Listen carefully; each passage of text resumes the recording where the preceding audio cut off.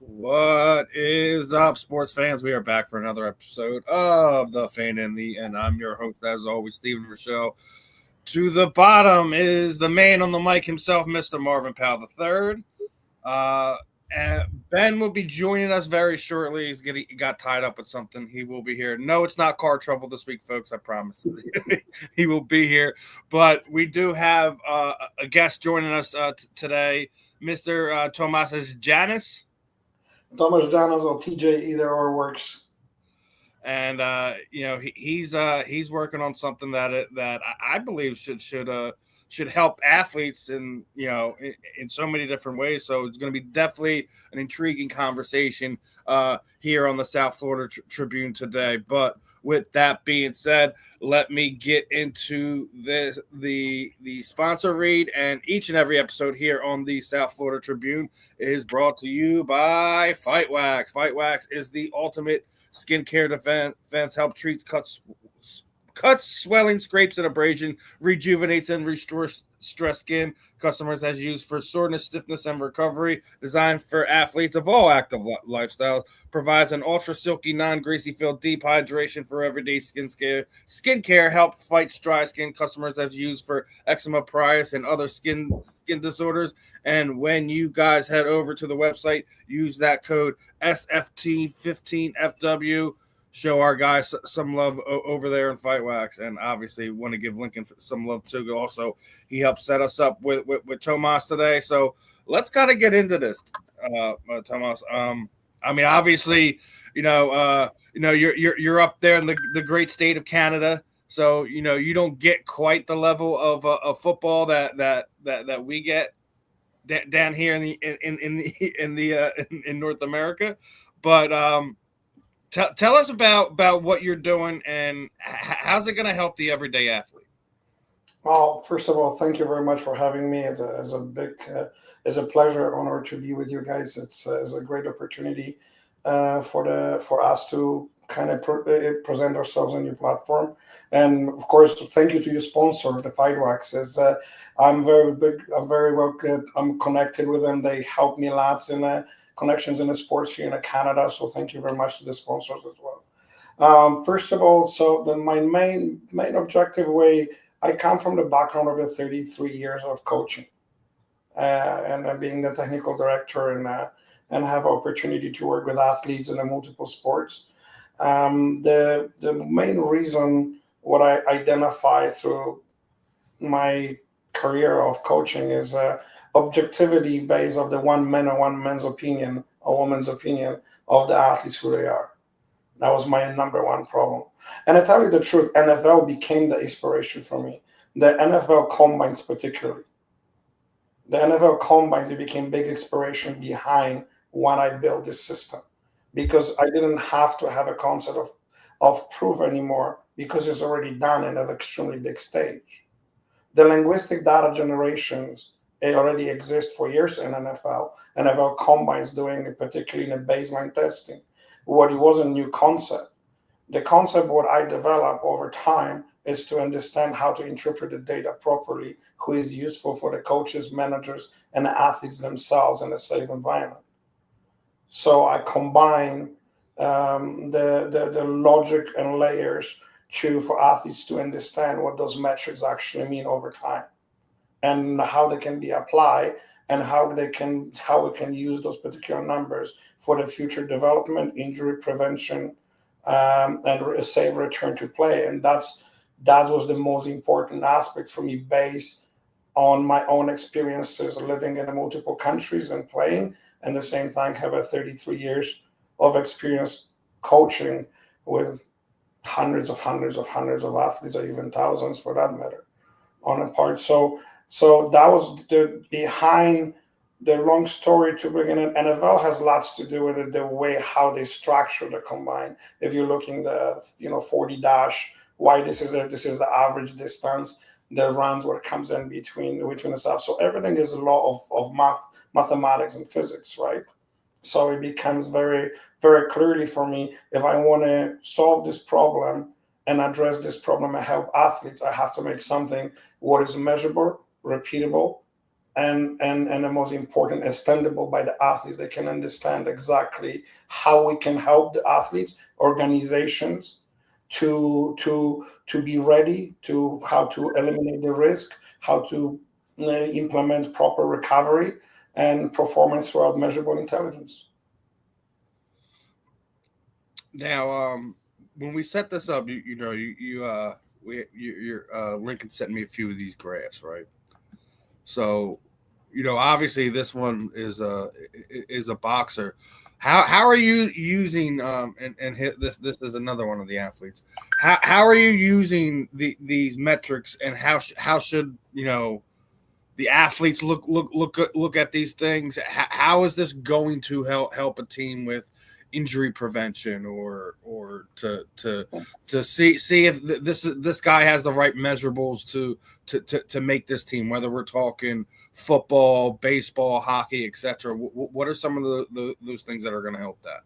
So so the first image what you show is a true metric and scouting report for Jordan. That's one here. So Yeah. that fight camp was 12 weeks long. So Okay. she was tested in every 2 weeks and readiness. And during that fight camp, she also has an illness what the system was capable of identifying, and it's an immune system suppressions.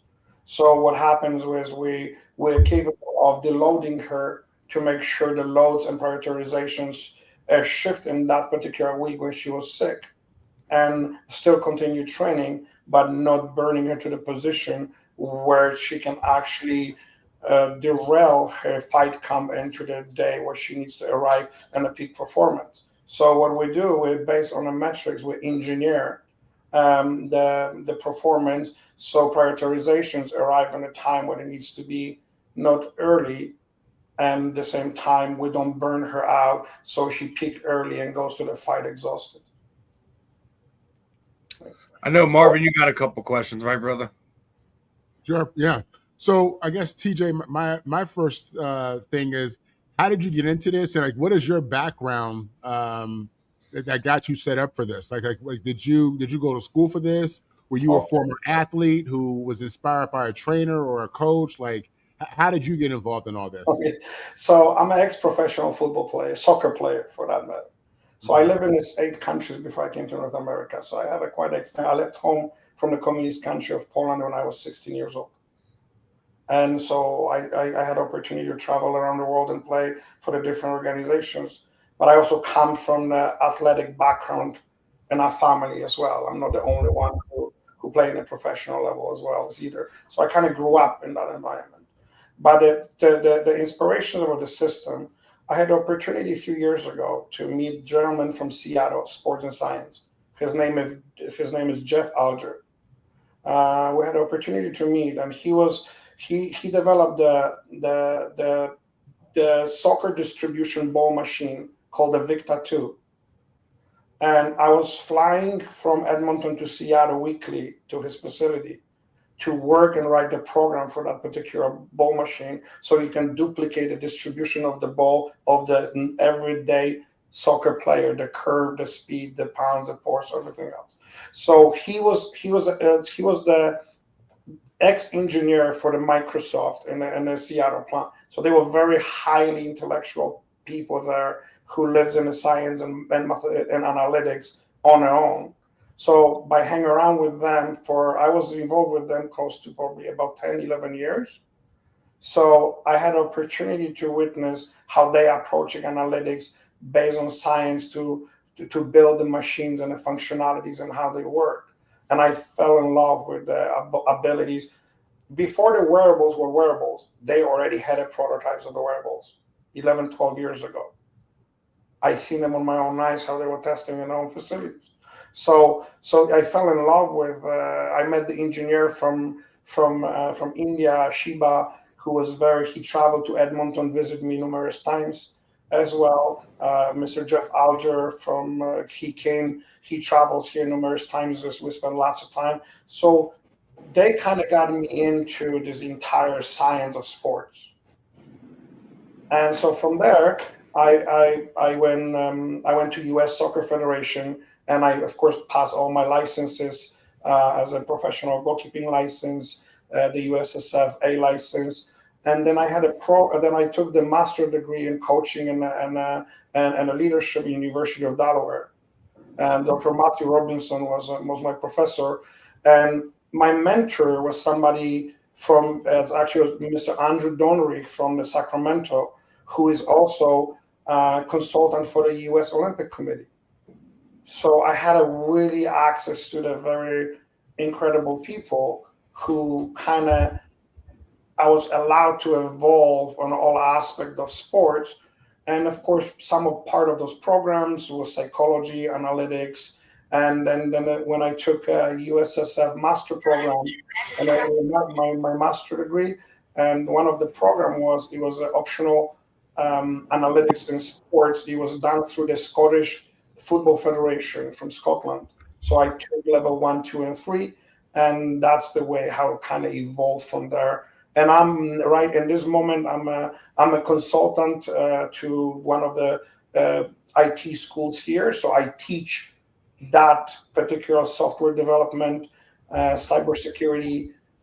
So I teach as a consultant basis in the schools as well as a capstone program. Now, do you have relationships with like player agents? Like how are you connecting with athletes? How are athletes finding you? So And yeah, so because I have a 30 years of coaching experience, 33 years.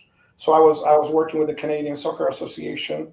I was working at University of Alberta Golden Bears for almost 17 years. So I have a post-secondary education. I have a connection with a lot of coaches in NCAA. A lot of my athletes, particularly football players, have a full scholarship. I think I have over 100 athletes who is them the Texas Tech, Memphis, Arizona States, like those football players who play for our national teams.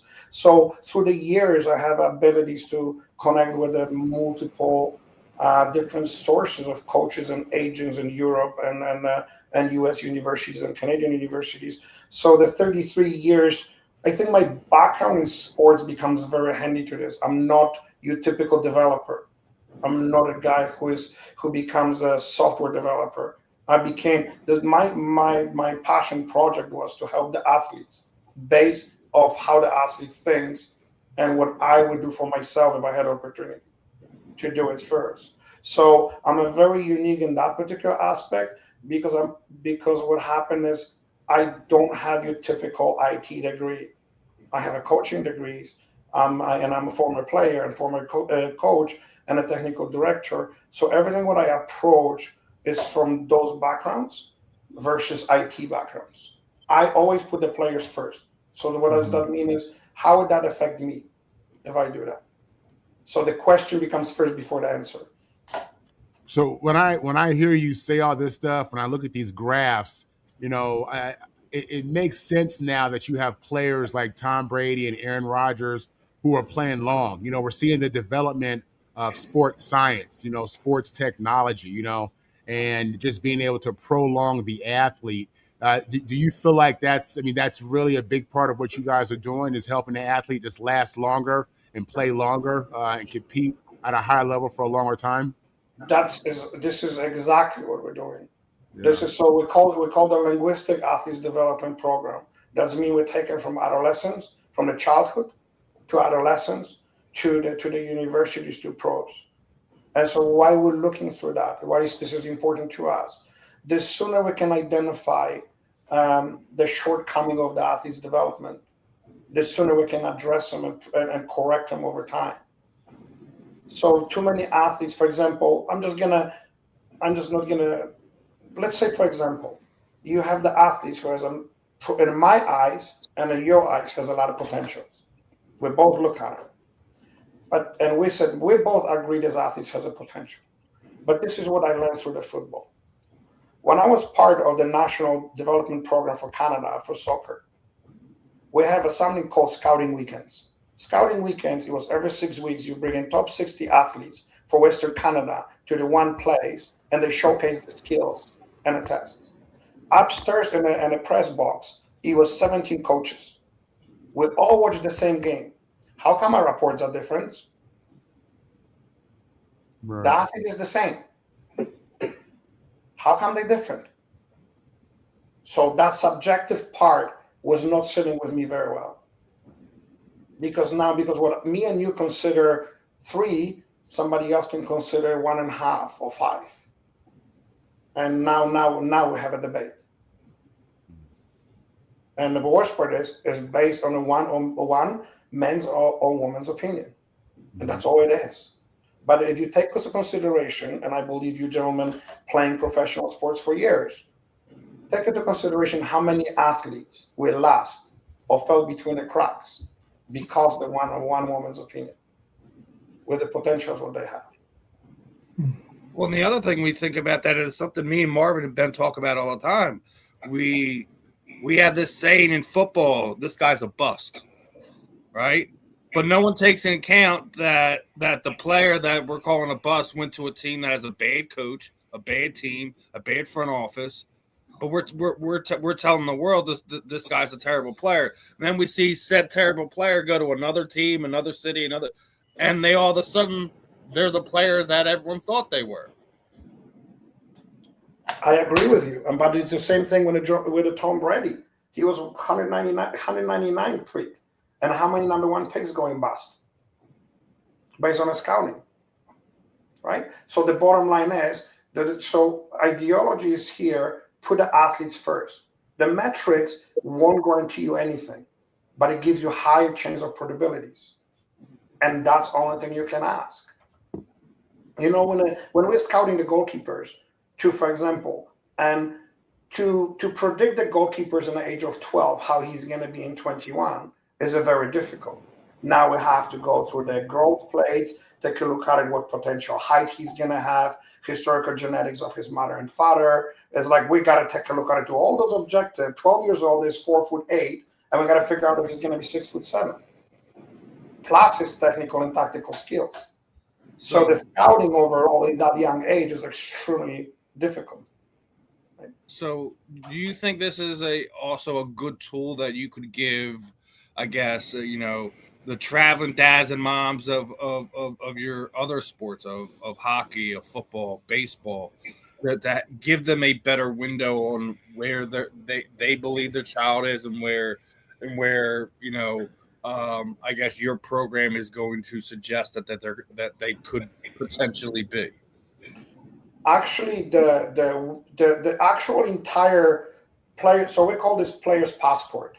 So the player's passport is a data which is collected over time and it transformed to the graphs to understand linguistic part of the development of these athletes. So the parents have their own logging system where they can go in and track by the permission, track the player's development. There is a simplicity to understand where my child is and what a shortcoming he has. And interpretation of it is, what does that mean? And that becomes the most important aspect. What does that mean to the parent? If my child is underdeveloped, or let's say in a fitness program, on a strengths and a lower body extremities, on a change of directions, or the power generations or transformation of power. They don't know that. This becomes too complicated for them. So what they need to know is, okay, well, where's my child most importantly fits in to the structure of that sport? And most important, where his targets, what we try to achieve to get him to give him the best opportunities to do it. So if you're looking on an entire development scope, it's a long-term development program for us is the most important. Injury prevention, the return to play, return to play, or return to performance is probably the most important aspect for us, because this is what happens when we overload athletes and they're going into burnout stages. Suddenly, we become so defensive. Oh, wow, he is not as good when they used to be. Okay, well, do you even have idea why? You're the one who coached them. So for example, now here's my thing, because you just talked about the injury aspect of it. Say we, you're sent, a Patrick Mahomes or Micah Parsons. These guys just blew out their knees last season. How is what your program going to help them in that recovery process? Okay, So I'm going to make perfectly, so I want to make sure we make a big distinction here, okay? We do not replace the doctors or physiotherapists. We give the information for the athletic therapist, coach, and the players himself. So the medical examinations, conclusions belongs to the professional people who dealing with the health of those athletes.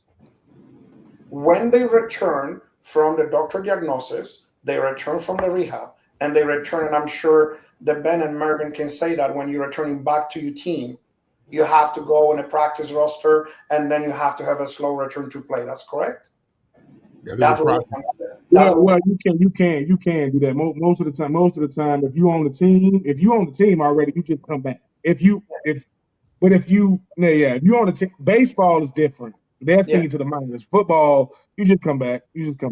But what I'm trying to say is, your athletic therapist, so they again prepare you to be ready to play. That's correct? Yeah. Yes. Okay. So that's where we come in. That's where our job starts. Our job starts to help athletic therapists to understand internally where you are versus your peak performance where you were before prior to the injury. And now from there, we engineer you come back in a safe process. So we load you in prioritizations of your loads, so you do not will eliminate the higher chance of injuries when you just came in when it's pushed too hard. Right? So that we come in exactly in this moment. Our job is to supporting the athletes, number one, athletic therapist, number two, and a coaching staff, number three. We interpretation, data generation, and give them the true numbers and understanding where this athlete is right now prior he got injured. So we compare his data pre-injury status and post-injury report and engineer the return to save and to progress to play. All right, I know you came in a little late. Go ahead, Marvin. I see you got to get something. PJ, you were referencing parents and kids earlier on, and I have a 10-year-old son, a 13-year-old daughter, and more so with my son. I wonder if I'm doing too much with him. What age do you think it's appropriate for young people, for young athletes to really get into the training that you're talking about, and the training that's going to help separate them as athletes? What is there an age range that you focus on that you think is appropriate for the training and the weights and the things that you got going on? So if you don't mind, just ask you the question. You reference I do too much. Would you give me like context what you mean by that? So I mean I'm saying for me, I wonder if in training my son, if I'm overdoing it sometimes. You know what I'm saying? Just because he's only 10 years old. You know what I mean? And I want to balance between him being a normal 10-year-old kid and a kid who I believe is an elite level athlete for his age range. So we do, the BOSU, and we work in the ladder, and we do different type of just exercises and drills. I mean, we've been on this for years already. He's only 10, but I wonder sometimes if it's too much. It doesn't feel like it. It doesn't. I don't see that, but I still wonder that if his body isn't ready for that yet. Okay, I will use the very simple American analogy. Sha'Carri, the 100 meter sprinter. What you have? The world champion or Olympic champion. Yeah, Sha'Carri Richardson. When you look at her father when he started training her and how, a lot of people would think is insane. How do you think she became the world champion? Not starting in 16. Right. So my question to you is this. As a professional athlete, of course, you understand that prior of development was that what you done it. Unfortunately, we're going through the different decades of development. And things change in our life as an athletes. The equipment changed, the safety changed, the protocols changed, right? So also the human psychological setups change as well. So that's mean the athletes, today's athletes, has a different psychological makeup from the athletes from 10, 15, 20 years ago, because the actual environment where they grew up was different. So now you have to take a look at it. You have to combine all those things and say, okay, how this is going to apply to my son. The bottom line is this. Is a 10 years old too early? Absolutely not. What you're looking for is his fire, if he loves it or not. That's what you're looking at. He fell in love in the sport because his dad is a professional athlete. That's a good enough for him to pursue his career. I'm not telling you you have to go and put a helmet and have a tackle on it, but I'm telling you what you're doing, the drills, plyometrics, the movements, the sprint, the explosiveness, so forth. This is the fundamental of the sports, Right. right? So think about it, how much ahead he will be if he still is loving age of 16, 18, 19, 20. Yeah, that's exactly what I wanted you to say. Thank you, TJ. That's exactly what I needed to hear you No. He's doubting himself. He's he's being too much of that football dad, so he's beating it into him. No. No, it's not that. It's not that.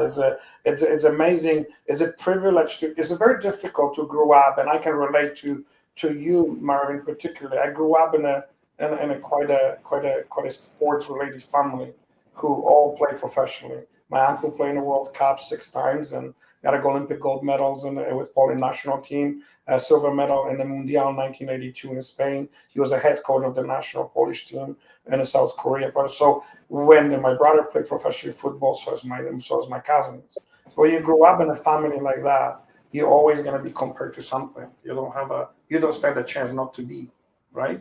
So, That's but that's right. a privilege. But it's a privilege to be in a family like that It because is. you It is. internally love to do that. And sometimes when we used to come back, I come from a very small farm in Poland. It was like 260 people living in this farm. So we came back when we used to go to grandma, and my grandma was every Sunday we go in on a farm, and my mom has 18 brothers and sisters. I have a 42 first cousins. It's quite a big family when you can imagine. So when you come to this farm, the natural ways of competing was instilled in us naturally. So it wasn't I never had to look for competition. I was competing every day in my life. So it was easy. Right? It can easy to learn. Sometimes it's very hard to live up to because you constantly get compared.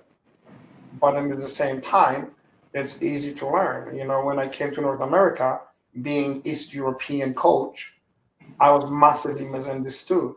So first 10 years, I was I was judged to be completely different from everybody else because I was did not have a your typical North America way of thinking because I never grew up under those type of environments, right? So in Canada, everybody's so polite and the way how they see an aspect of development and so I was seen quite an orthodox person to do what I do, and unfortunately, people, I became very comfortable to live in an environment when I'm as much liked and as much hated at the same time. It just comes with the job, right? And you have to be very mentally strong. And having background in psychology becomes very handy because I can help athletes to maneuver a lot of different things around their life and the way how they do. And at the same thing, it comes very handy to me as well, how I conduct myself. All right, I know Ben, you were a little late. I know you got some questions for Tomas. So what do you got for us, brother? I mean, the one that jumps out is something you said about the trainers. You said, it obviously starts with the players first, then you go with the trainers next. But you doing something that trainers don't do. Trainers don't do pre-qualification. They don't do pre-test. They don't do that. They wait till something happens, then they do, which means you're bringing and you're you're giving them something they don't have, which is nuance. Say, hey, the reason why this athlete is hurt or is getting hurt is because of this. How Yeah. do you communicate that with the one? Most players only know how bad their head is if they get a concussion. There are no pre-concussion. There are no. Let's see how his mind is before he goes in that blue tent. You got to get knocked out. Then they start putting you to the test. How do you convey to these trainers? You guys have no barometer. There is no foundation. You just wait. Yeah, they get hurt. We look at their how athletic they are, and then we try to get them back on the field. But we're gonna put them through the same thing we did to get them hurt before. How do you communicate that with the trainers? Let them know you guys' protocols might need to be kind of like fixed a little bit. Well, it's a two-part question, so I can address the first one. Number one, Without a players, there's no athletic therapist. Without a players, there's no coaches. Without a players, there's no sport. So the number one priority to protect is the player. If you in this sports for something else, you in the wrong business. Right? So in the end of the day, everybody can be ego driven and they can say, well, I'm a great coach. Try coach without a players to see how you look. Right? So all this argument is pointless. So in the end of the day, if those people don't understand that players become the number one priority, and then they have no business. You won't gonna have a multi-billion-dollar owners without a franchise. You can't have a franchise without athletes. You can build the stadium, they're still empty. Right? So my job is those athletic therapists they hire for a reason. Their job is to work for you, what you feel. If they don't, doesn't mean they don't doing the job. If they're not educated enough, go back to school. Right? So in the end of the day, when you get hired, you have to have a set of tools. Now, the part two is going to be a controversial one. Right? So the part two is to react it after the fact is easy. When you drop the ball, when let's say quarterback throwing, you say, man, I knew he should run here. You didn't know that prior you throw that ball. You knew it after the fact. Right? So just for the athletic therapist to know after you get hit and have a massive concussion, it's another rocket science. It's just a statement of facts. That's all it is. So why we so for example, I'll give you a live example, and this is going to be the best example I can give you. Okay. So a few weeks ago, the scouting report what you show from Jordan, from the boxer, we were preparing her for the title fight. Yeah. There was another boxer in the gym who yes. So it was another boxer in a gym who went in and was sparring weight higher what he is. He got hit harder in the head and suffered a concussion. And his fight for the Golden Gloves was scheduled. They put him in a 2 months protocol, concussion protocol. So he could train, but he cannot spar. So I didn't have any obligation to do anything about it. But I was in the gym at the same time testing Jordan to getting ready for his fight. And I said to myself, you know something, I'm gonna approach him. And I said to him, hey, can you run can I do the test on you? He said, sure. So we did a neuroscience test using the FitLight. You guys know that's a company from Miami, particularly for the reactions and speed and a part of it. So I put him on a FitLight and I run a serious test of his neural movements and his reaction time prior to his normal test dropped by 260 milliseconds. It was slower of the response.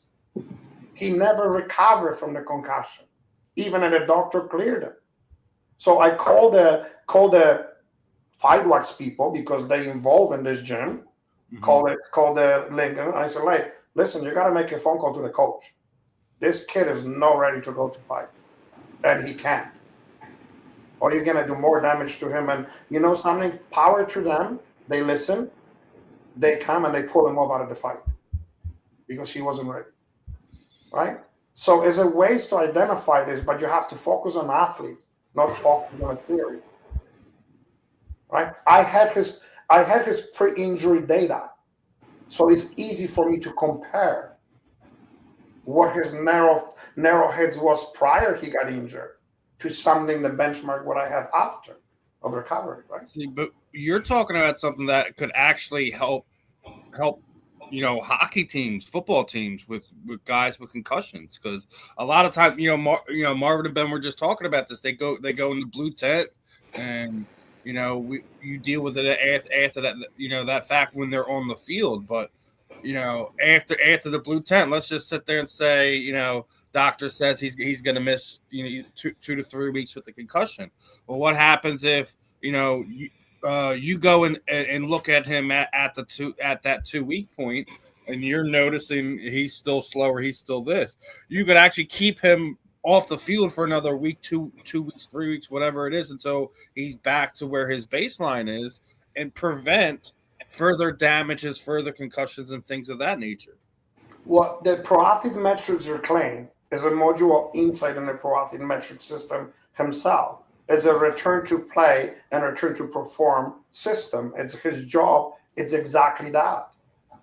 It's exactly what you just described. That's the system's job, to identify repeatable patterns versus your benchmark prior to the injury. It's a very simple concept. It's not a, I didn't invent anything. What is we can collect the data for centuries. The problem is, can you interpret and know what that means? That's your problems lays down. It's not because, any coach will grab the 2 cones and a stopwatch. And from the starting point to the end point, there's a data set. Okay, it's a fragmented one-time data. What are you going to do with it? You're going to put them on a spreadsheet? And then what? Right?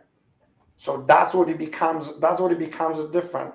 I don't know if I can show you something to even have an idea, but I can show you more just to give you an idea how I compare things to the other things, right?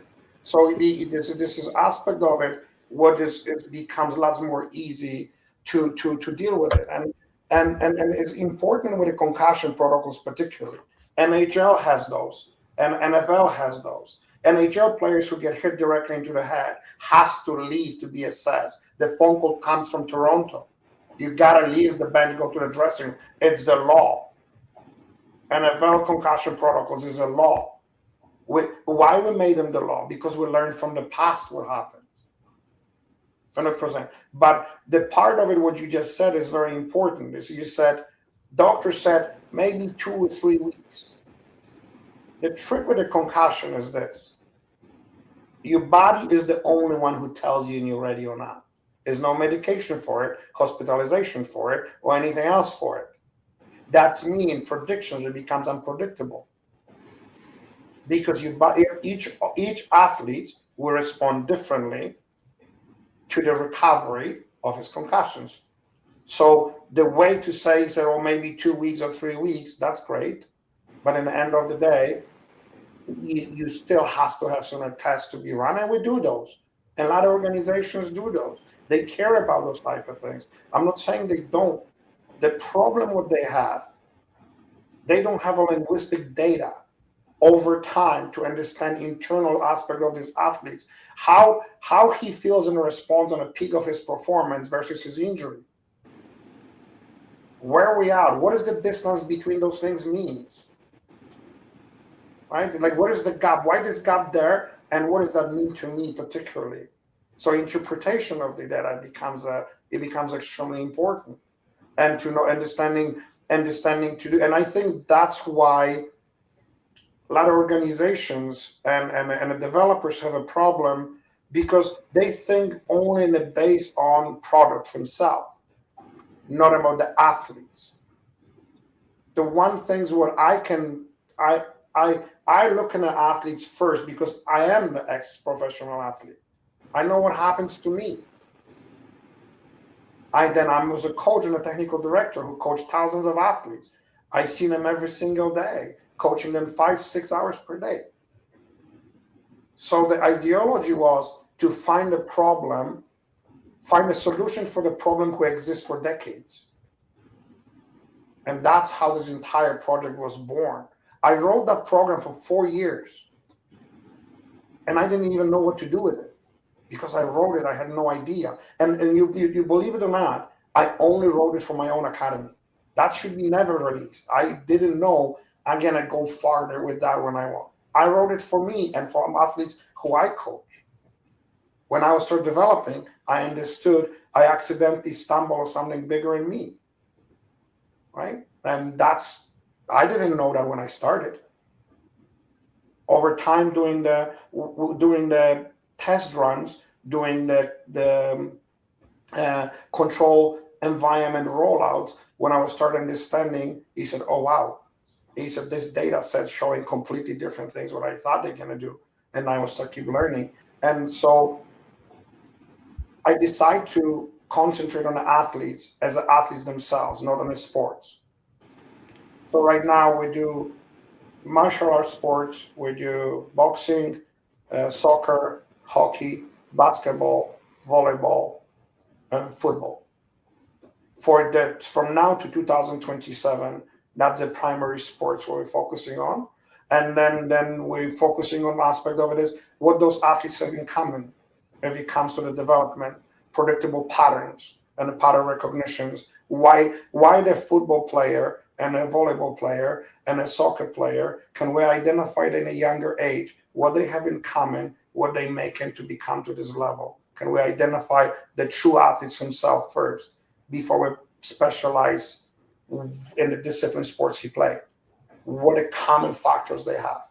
So when I would start doing studies and start doing the research and start doing the data, and it was very important for me to look at the athletes himself first. And he said, so then I look at the sports he played.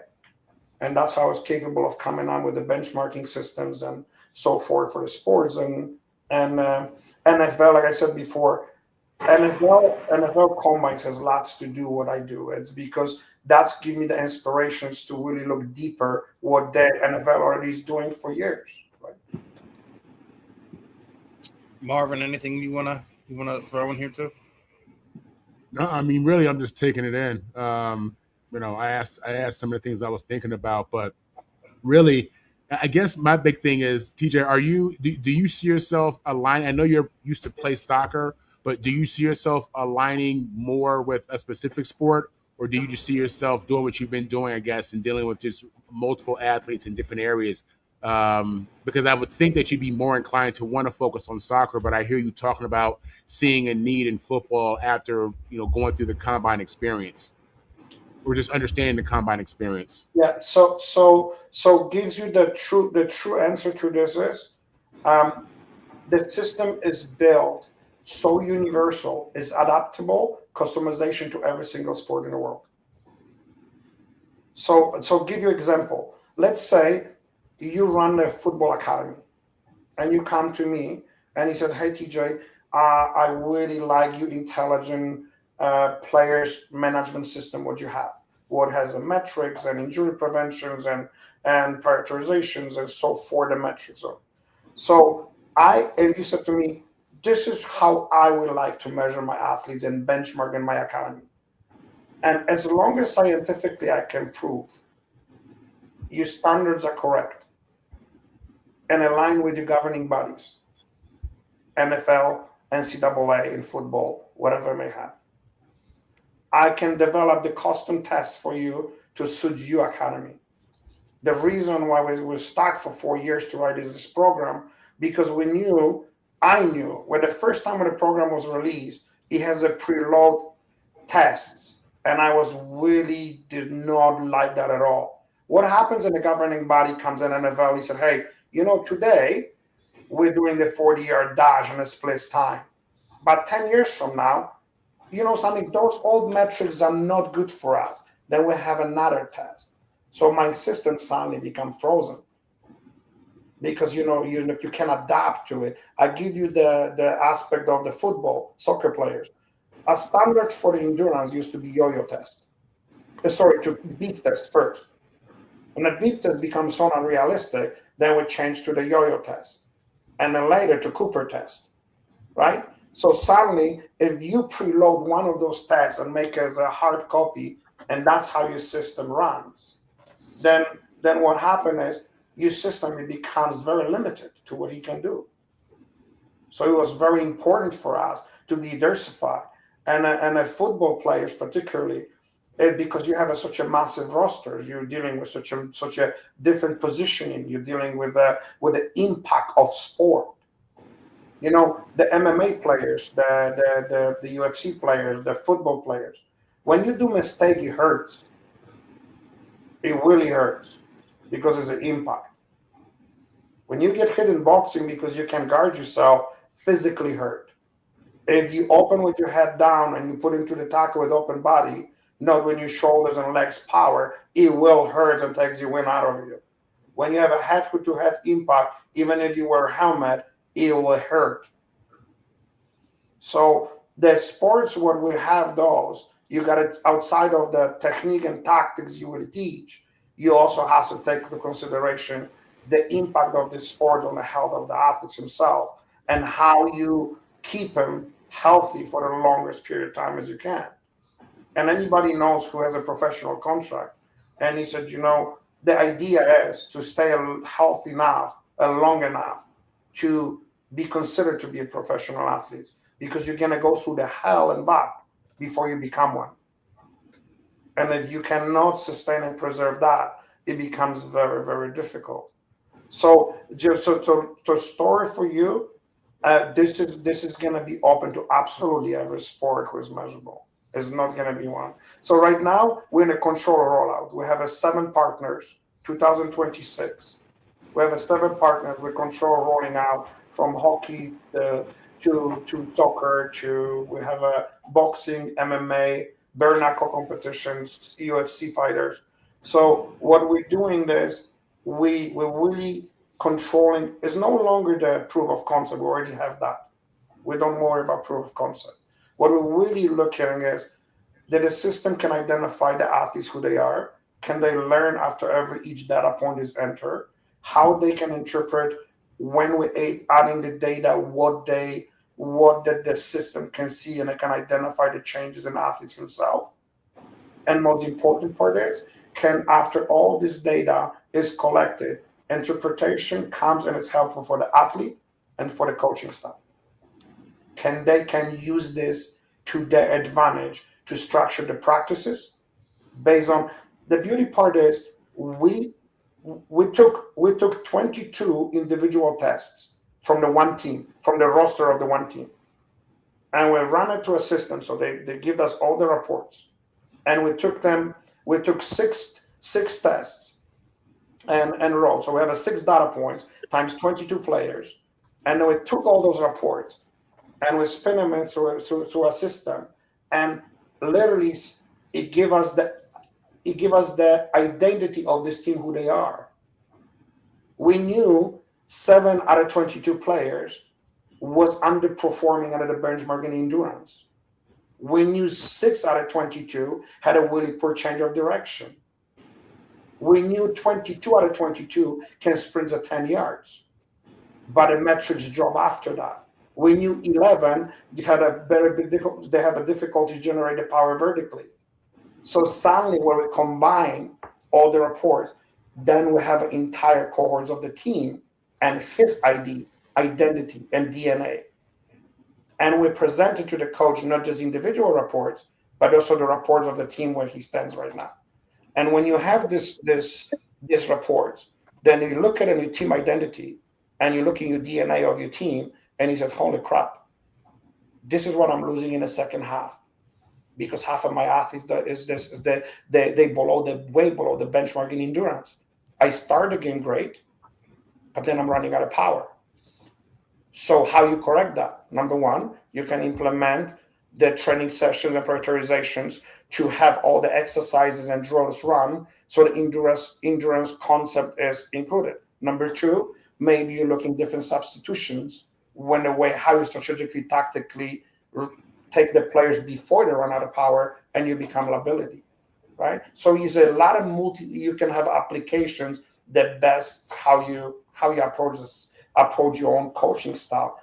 Our job is to give you the true information based on facts, not on opinion. Everything what comes in is the athlete's data. That's it. And we're the one who interpret, measure, make sure over time is a repeatable, is a scientifically credible, and the purity of the data is the most important aspect for us. It's very easy to flood the system with the garbage data and you think you're a hero. You're lying to yourself. It's not going to help. It's not going to help you. Eventually, there's a reason why combines has a problems right now, because they have a one single measurement. Is a fragmented. It's a difference to have a data set for 10 years when your son, for example, is 10 years old. Do you imagine when I test him every 8 weeks and he applied recommendation of the system, how to develop? Do you imagine what happened when he's 18?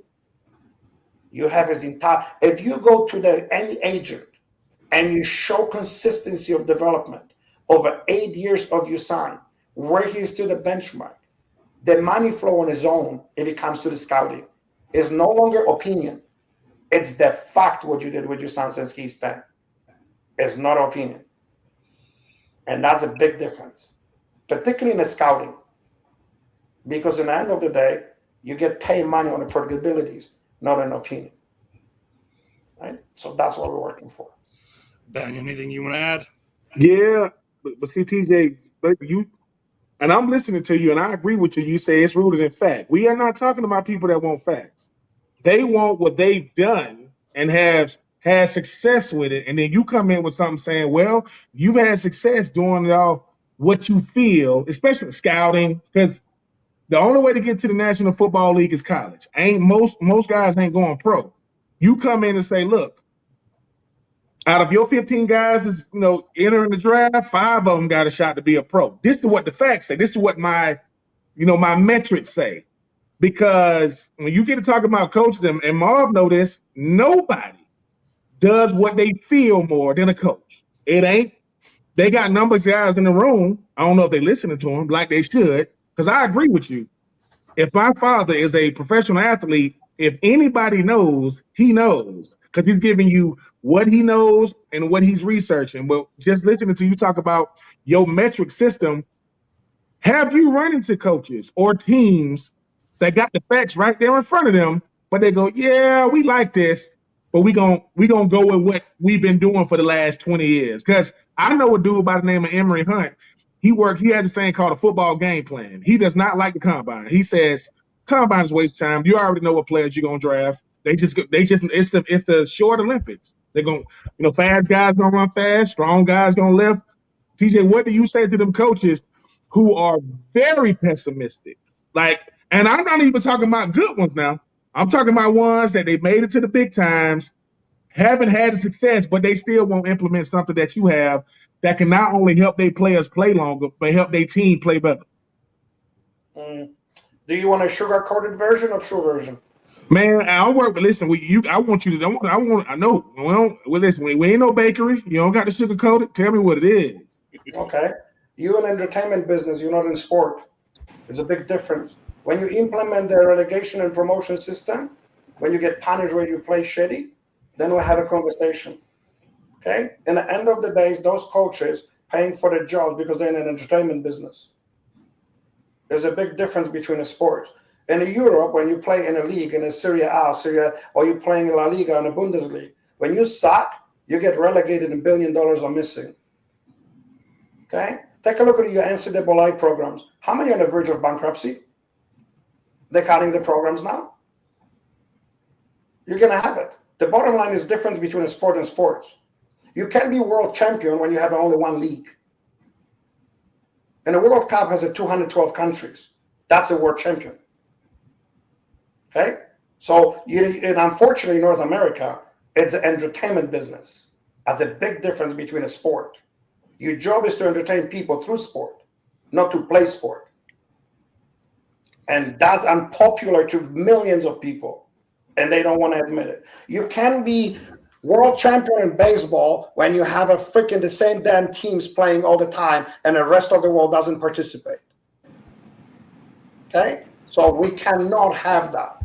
So the fact is, when a coach is doing and playing for his job, his job is there. I have a 5-year contract. As long as I'm playing this part, and as long as I can be in the midst of something, I'll be great. You look at the NHL, Edmonton Oilers have the 2 of the best players in the world. I live in this city. We were in the last place for 12 years. You know how we got punished? Give us the number 1 picks.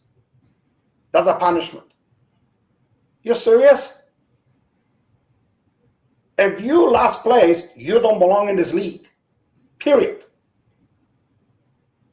And we were selling every single night. It's the entertainment, not a level of play. There's a big difference between one and another.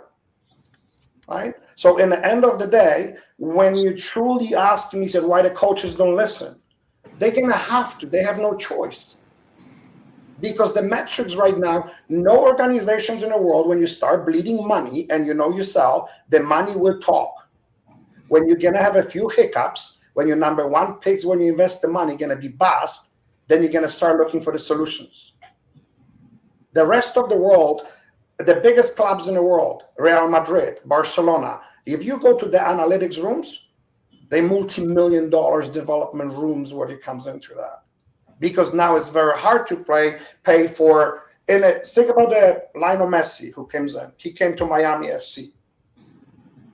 He doesn't have to play. He sold enough jersey in day one to pay for his entire contract. It's a problem solved. It's not really becomes a different. And in Barcelona, you got to play to earn that money. Right? There's a big difference. So talking to you, you're absolutely right.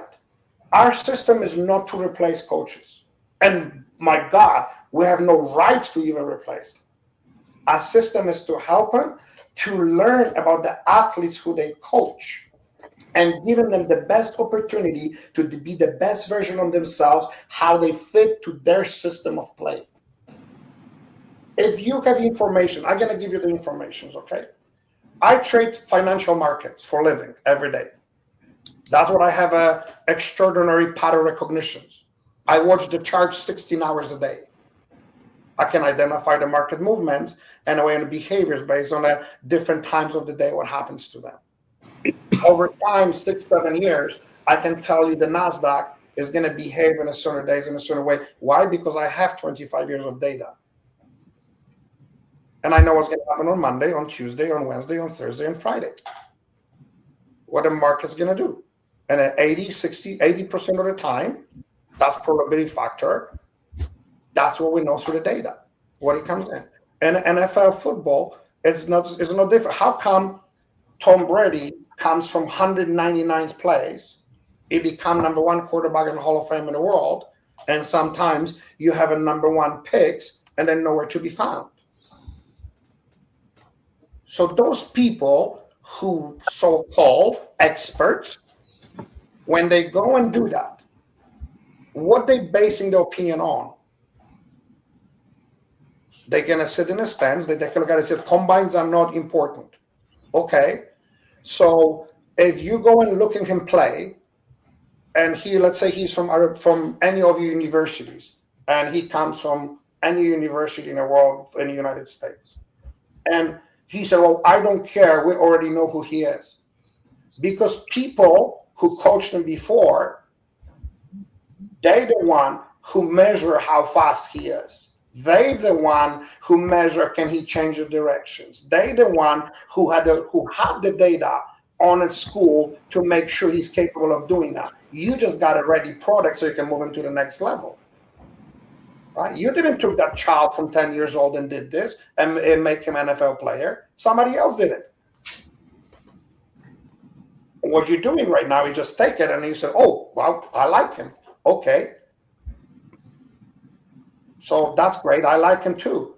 Now, can you tell me what his prediction is going to be? Can you tell me how he's going to compete? And then when he's the best, where is all those players, all those so-called scouts? Where are they? Suddenly, wow, he has a different lifestyle. He didn't follow this. Suddenly, it's always excuses to something on it. That's what is quite different. It's a lot of controversy that goes against this. And everybody, we use the metrics every day in our life. You know that? Think about this. Why you think you have to sleep 6 to 8 hours? Because somebody studied this is the optimal time of rest, what you need. Why you gotta drink 8 ounces of water every single day? Because somebody studied this is required for hydration, is what you needed. Why you need to walk 3 miles or mile per day because it's good for your health and 30 times in a minute? Because somebody has this data. We use the metrics every day and you don't even realize it. You just never thought about that way. But we use in everyday life, you use the metrics. So the sooner you open your eyes.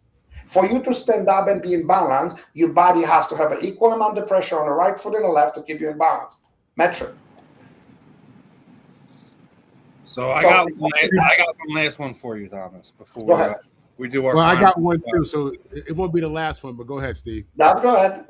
So now we've talked about different ways you can use it, different ways it could be done. Let's say, for argument's sake, I come in. I'm the new general manager of the 76ers, and I'm hiring your team, Thomas, and I want you to figure out where Joel Embiid is the most optimal at. Where what can we do to keep him on the floor for 82 plus games and have him perform at his peak? Because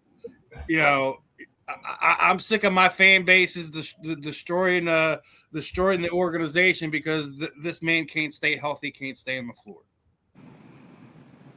Okay, so I'm gonna tell you right now. Number one, where this player came from.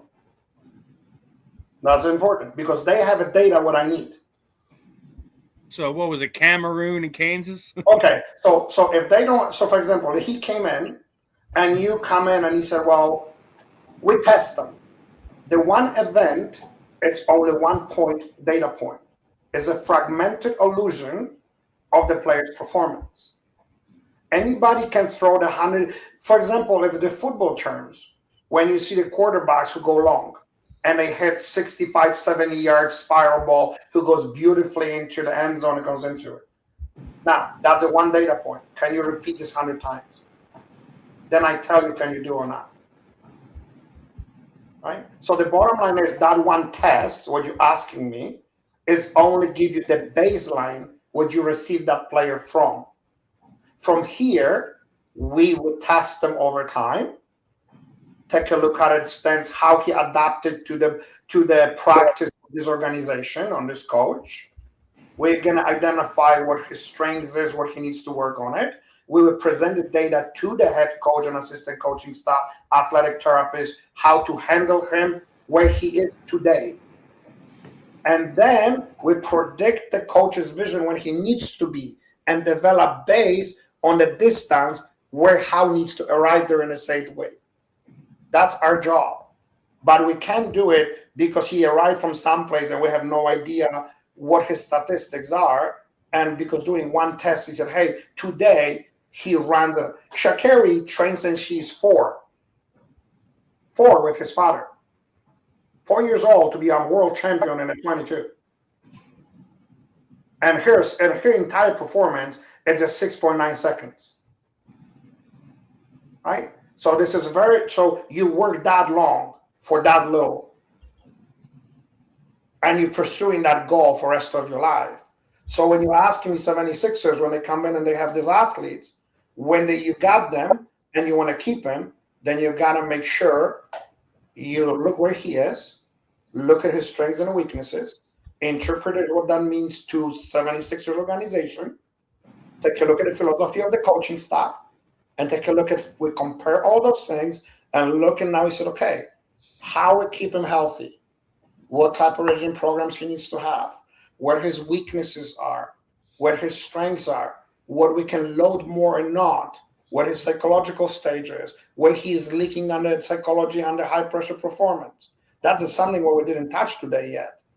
The psychological impact on a player's performance. That's can depleting your energy faster than a physical hit, right? And we didn't even talk about that yet. So TJ, and that's actually where I was going. I was going to ask you, do you bring in the mental aspect of being a competitor and athlete? Do you evaluate anything there, or is everything physical, all the metrics based on the physical? No, SSR5 is a psychology test. So it gives you the metrics. Let me see if I can pull that on that.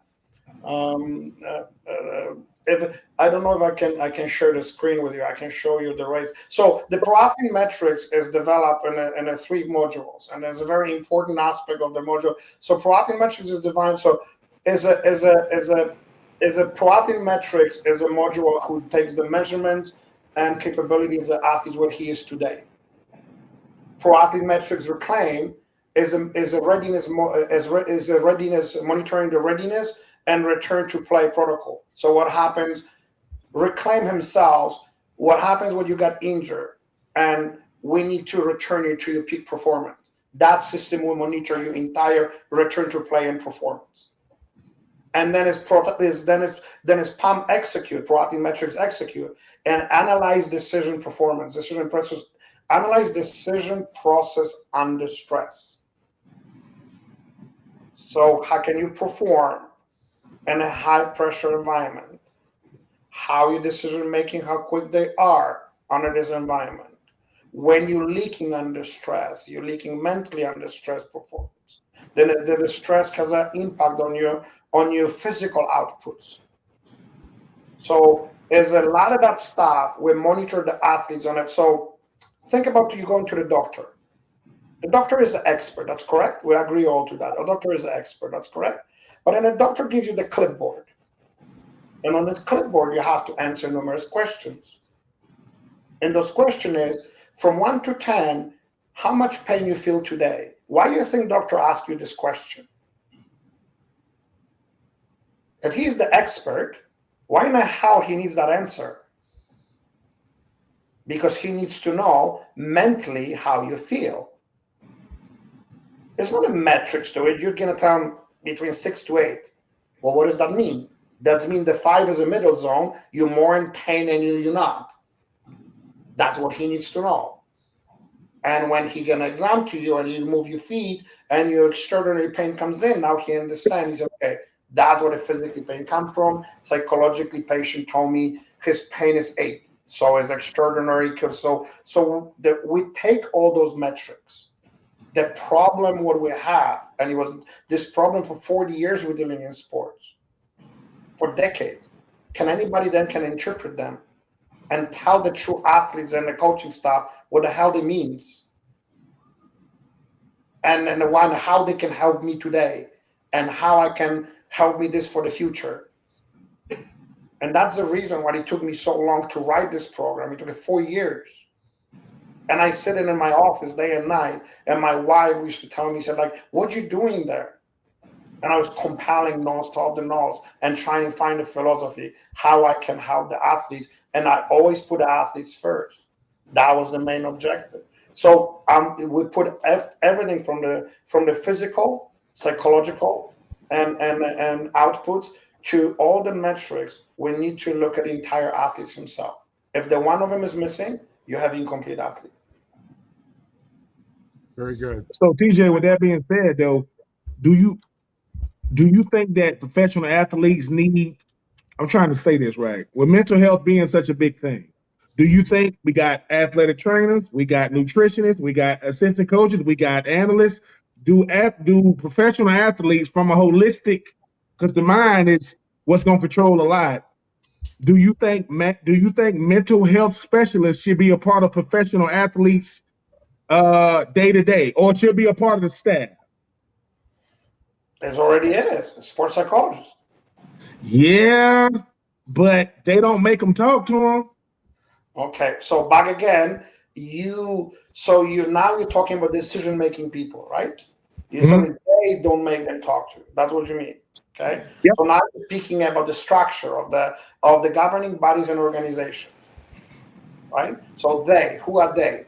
They the one who. What was the reason they won't make the talk to them if they have it available? You need to ask yourself a question: is it inconvenience? Or they afraid what they're gonna say? They're gonna pull them out of the roster, but that's gonna impact my roster. How I gotta play that player? You gotta ask yourself that question first. But I think that's it. The second part, if most of the things that happen on a football team or a team, a coach can he got a little bit of knowledge about. You start talking about the mind, start talking about the neurologist, start talking about another expert. That neurologist who gonna say something to tell the coach, hey man, he's gonna need more of this. And I got TJ's metrics that back this up. It's one thing, like you say, the one thing you doing, TJ, what I appreciate, you taking the opinion out. No, this ain't my opinion I'm giving you, right? No. I'm saying, like you just said, when it comes to American sports, it's entertainment.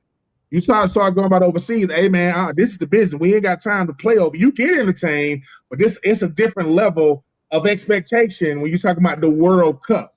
Well, over here, when a coach has the numbers, the metrics, and it's saying this player, not all of it, but this particular player right here, for him to maximize his or her potential, they need to be talking to a psychiatrist. That's going to be a part of them performing. And I do agree, I don't know who the they are. If I find who they is, just like you, TJ, I'm gonna beat the hell out of them too. I don't know who they are, but they do exist, and they report to the coach. I'm saying if your metrics say this is what Marvin Powell the Fourth needs to be the best athlete, no, the best player he can be. Do you think that more professional teams need to have an expert on staff that is being utilized just like a nutritionist? So the short answer is very quickly. Psychiatrist is a doctor who prescribes the medication. Psychologist is the one who psychologist, yes. So the sports psychologist and a majority of the environments across the world is already applications inside in the sport. It's already there. This is nothing new. And I'm going to tell you why. Okay? You as an athlete and you play a former player, how many times you visualize prior to the game what you're going to do? Every time. Very good. So now, again, so we did this test with Jordan, the one where you showed me the report. I said to Jordan, can you come in and can you clench your fist and then show me the power of your right hand? She comes in and she shoots 76 pounds. I said, okay, I want you to close your eyes. I want you to visualize you in a fifth round of the fight. And at this moment, you're losing this fight.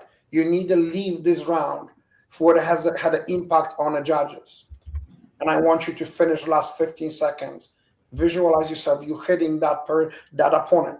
When you see her to hit her, clench your fist. 83.6. How come? I didn't do nothing. I didn't lift the weight. I did not put her in a gym. Only thing I did, put him in a different state of mind. That's it. To generate more power. That's all I did. So if you coach as a psychologist or not, or has an ability of background in sports psychology, we're already using that. Now, do you utilize the separate output? You have an actual staff member who is a sports psychologist. That's an organization structural fact, not mine. So for me, I took on my own to have a background in sports psychology because being technical director and a coach is important for me to understand my athletes. It's extremely important if I have to coach them and give them to produce them to NCAA level or to professional levels. I can't do that without that knowledge how they function. So when your opinion is there, we're already using that to a certain extent. And the coaches managers in a professional sports, particularly in the United States,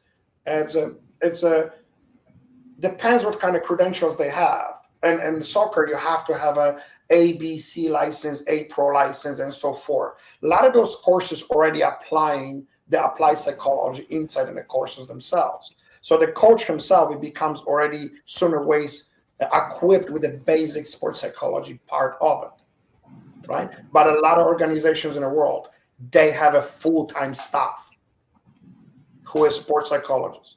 That's the only thing they're dealing with, and a performance. And particularly, you're talking about gender specific. There's a lot of gender specific question that comes in. The male and the female perform differently. They have a different need for the performance. The women are very logical person, attaching a lot of emotions to it. The men are more physical and ego-driven, where they need completely different applications for the drive. So to understand that aspect is extremely important, right? So yes, it's very important to do so, but you have to remember the NFL. It's one of the biggest rosters in any sports organization. There's a lot of players to manage. You had a lot of different units in the NFL. You have defensive coordinators, offensive coordinators. You have your safety, the coaches, and so forth and so forth. So, this entire coaching staff adding additional layer, they're already dealing with massive coaching staff. Now, how does sports psychologists, who can communicate to, who is in charge? You can't have your head coach and a manager to answer the questions about psychology. His job is manage his coaching staff to perform. So the structure of the organization, it becomes extremely important. Well, even with that, TJ, you talked about a metric. You are the metrics man. That's what y'all do. Just like you say, we use metrics all the time. All the time that we don't question. Is there a metric right now that the NFL is using that you think is going to be gone in the next 5 years? Something they use right now to measure players that, 5 years from now, that's going to be gone. Oh, wow. You really like to put me on the seat. Well, I didn't expect that one to come today. Oh, wow. Okay, well, let me think. Okay, the baseline testing, NFL who creating is the pioneer in the baseline testing. So NFL is already very innovative ahead of the lot of organizations and governing bodies in the world that we speak. Okay, so they're extremely sophisticated to what they do. And I believe, there's a reason why we do, without the split time and the 40 yards, we know the distance, the average distance run by the football players, change of directions, vertical catching. I don't think they would disappear, but I think it's gonna be innovation is one of those metrics. It's gonna be something added in where we're gonna break it down to have more details about it. So, for example, explosiveness in the first 10 yards, right? So we have it, and then split time between the runs, where we have change of directions and losing the power transfer of power of directions on a run. So I think the metrics going to improve. They're not going to disappear. That would be my best answer. No, I like that. Because obviously, metrics more than we do. I was just saying because you look at the kickoff. Now they don't let you run 40 yards. You got to stand, 10 yards in between each other. Yeah. They kind of cut down on them collisions. I'm just saying because the NFL knows that whatever they do, college is going to probably end up implementing high school, middle school, and so on and so forth. So I was just asking, is that something that you've seen? Because when I was in the NFL, there were no blue tents. Like, you get knocked out, they bring you to the sideline, where they'll say stuff like, "Hey, Ben, hey, Marvin, what's your name?" "Hey, Ben, hey, Marvin, what is your name?" "My name Ben, right?" "Hey, how many, do you see 2 fingers? How many?" Because the thing about the NFL, it's all about the position you play, how much you make, and your level of importance. Because when I got hurt my second year, I got drafted with this guy named Bo Schobel. We both got drafted at the same time, but I was a second-round pick. We're on the same trainer's table, hearing 2 different conversations from the same coach. The coach tells me, "Hey, Ben, take your time. We'll see you in you're going to miss training camp. Get back." He told Bo, "You need to hurry up and get back. You need to do all you can to get back." Now, we both probably need the same amount of time, but our salaries, importance, draft placement dictated. And that's the only reason why I was asking you these questions, because in the NFL, you will get treated fairly. You will not get treated equally. That's not going to happen. And the problem is, a Tom Brady in 2026 at 199 won't get the same leeway that he did back then. Now, Tom Brady is Tom Brady. He's the hardest barometer to do. But I'm just saying, if I got metrics saying I need this is what my metrics say I need, depending on who I am, position I play, how much money I make, will determine, will they give me those metrics, or will they say, well, Patrick Mahomes gonna get every metric. He'll get a metric ain't even invented. They will invent a metric for him, but he's Patrick Mahomes. What about the players? What about the 53rd man on the roster who's a play away? He needs those metrics. And yet these coaches, man, like I say, when I respect these coaches, but I know them. And some of them, you would think the Browns head coach would use, TJ, he need every metric you got and Jesus. They still not going to win, but they need every metric you got. You would think those type of coaches, because you said something I ain't never heard. He said, look, some of these teams don't even need to be in the league. They need to be gone. They need to be out. They don't win anything. They're just collecting checks. I just think about, that concept of having something that you have that's not rooted in opinion. That's not rooted in theology. This is the metrics say. This is what it is. Wes Welker went undrafted in my draft. Like, I got drafted in 2004. He didn't even get drafted. And you see what he went on to become.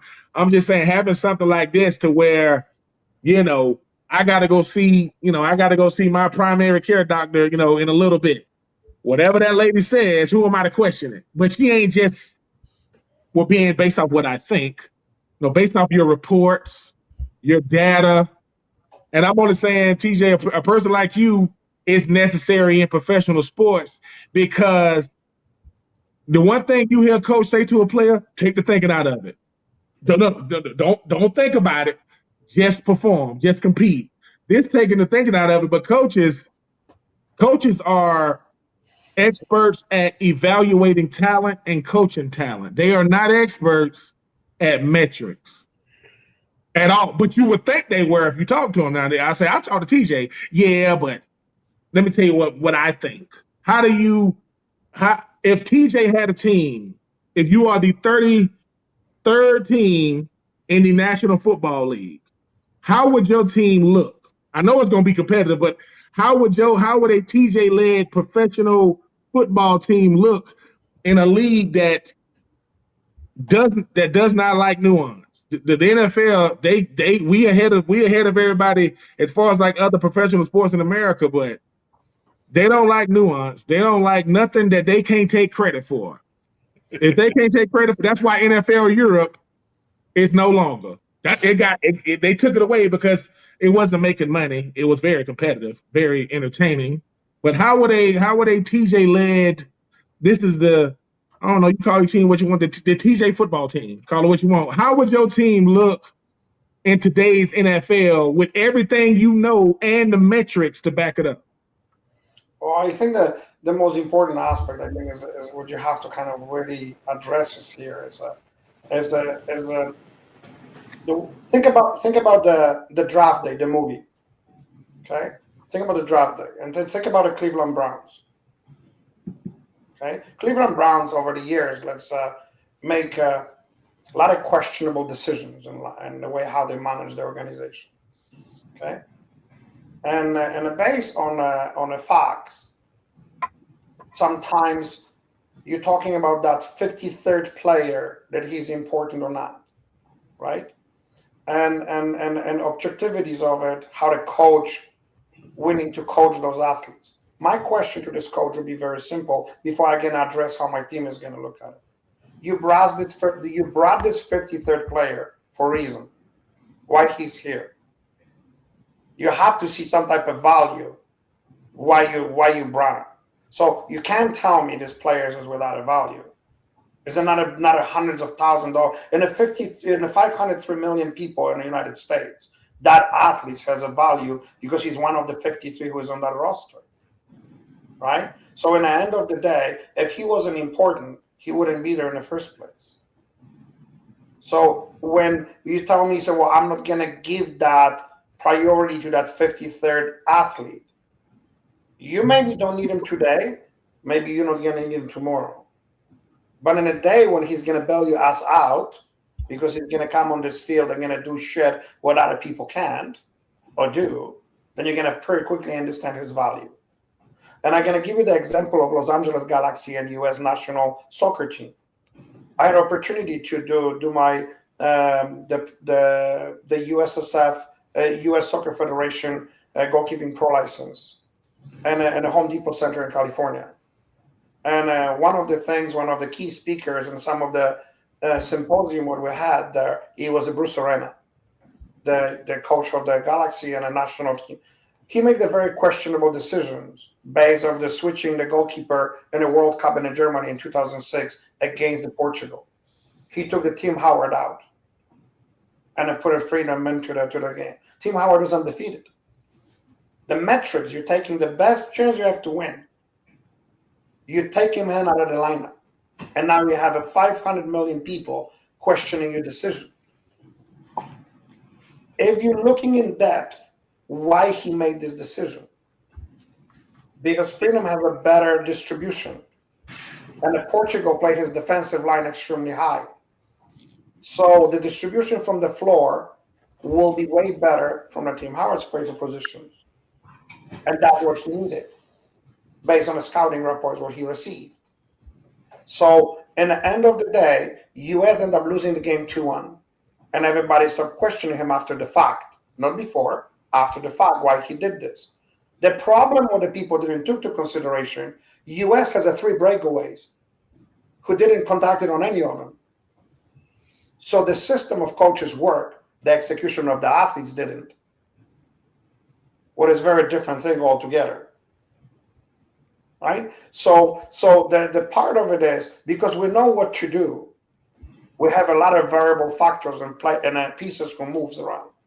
So coming back to your decisions about the football team, if you see in the NFL and you have all the teams combined, each of those teams has a different identity. None of their teams are the same because the athletes are not the same. The quarterbacks are different. Some of them playing in a pocket. Some of them are very mobile. Some of them can have a hard throw. Not some of them get a great pass movement. Some of them are agile or not. The aspect of it, how I will build the team, is the athletes will be available to me. I will adapt the system to the athletes I have, not the other way around. Like I can't put the system. So, for example, I have Edmonton players trying to play Barcelona's football style. I don't have people with that technique abilities to execute that tactics. It's never going to happen. But that's a lot of coaches do it. They go on the internet, they rip the page out of the book, they try to run the practice who is designed for the professional athletes. They try to do it with a community-based team. That's absurd. That's unacceptable. That's a youth development. It's the same aspect what you're talking about before you have NFL.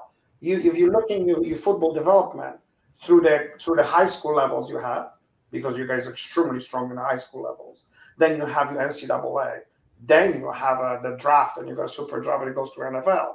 When you take a look at it, this particular athletes can play safety in this organization, but comes to this coach and see him, as a tailback. Or he goes in a running back. So the running back. So suddenly, this coach has a completely different vision what his athlete was designed for, right? And stuff. So now he sees them in a different vision. The question would be this: is it, did this athlete gives you, do you recruit him based on when you see him, can he execute the job, what you have for him, and he's versatile to learn? And so bulk story is like, if you give me the athletes and I look at who they are, and I can tell you roughly what type of team we're going to have. Or if you try to build it from the scratch, then you have to make me general manager, and I'm going to come and recruit the athletes, right, to the things what I need. But as a blank of this, like the best coaches in the world, Jose Mourinho. Jose Mourinho, do you know his lifespan as a coach is 3 years? 3 years. He comes the first year, he dismantled the teams because he doesn't like what he has. The second year, he goes and wins the Champions League. And the third year, he gets fired because his ego is too high. And he goes to the next team and repeating the same cycle. And he makes him the most successful coach in the world. Right? That's his style. So in your organization, if you look into Cleveland Browns, when they have this draft, like for years, they couldn't do anything. And a part of it is sometimes the one things can change the organization. We're talking about organization. We're talking about the generational player, who that player would be, and would build his entire infrastructure around that athlete, right? So then you got to take a look at it. You say, well, if we're building around this quarterback or this safety or this, whatever you have, the receiver, then you're gonna have to build your structure around them, right?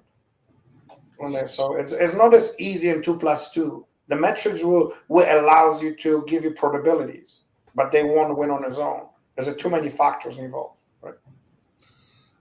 Gentlemen, anything more before we let Tomaz enjoy the rest of his morning?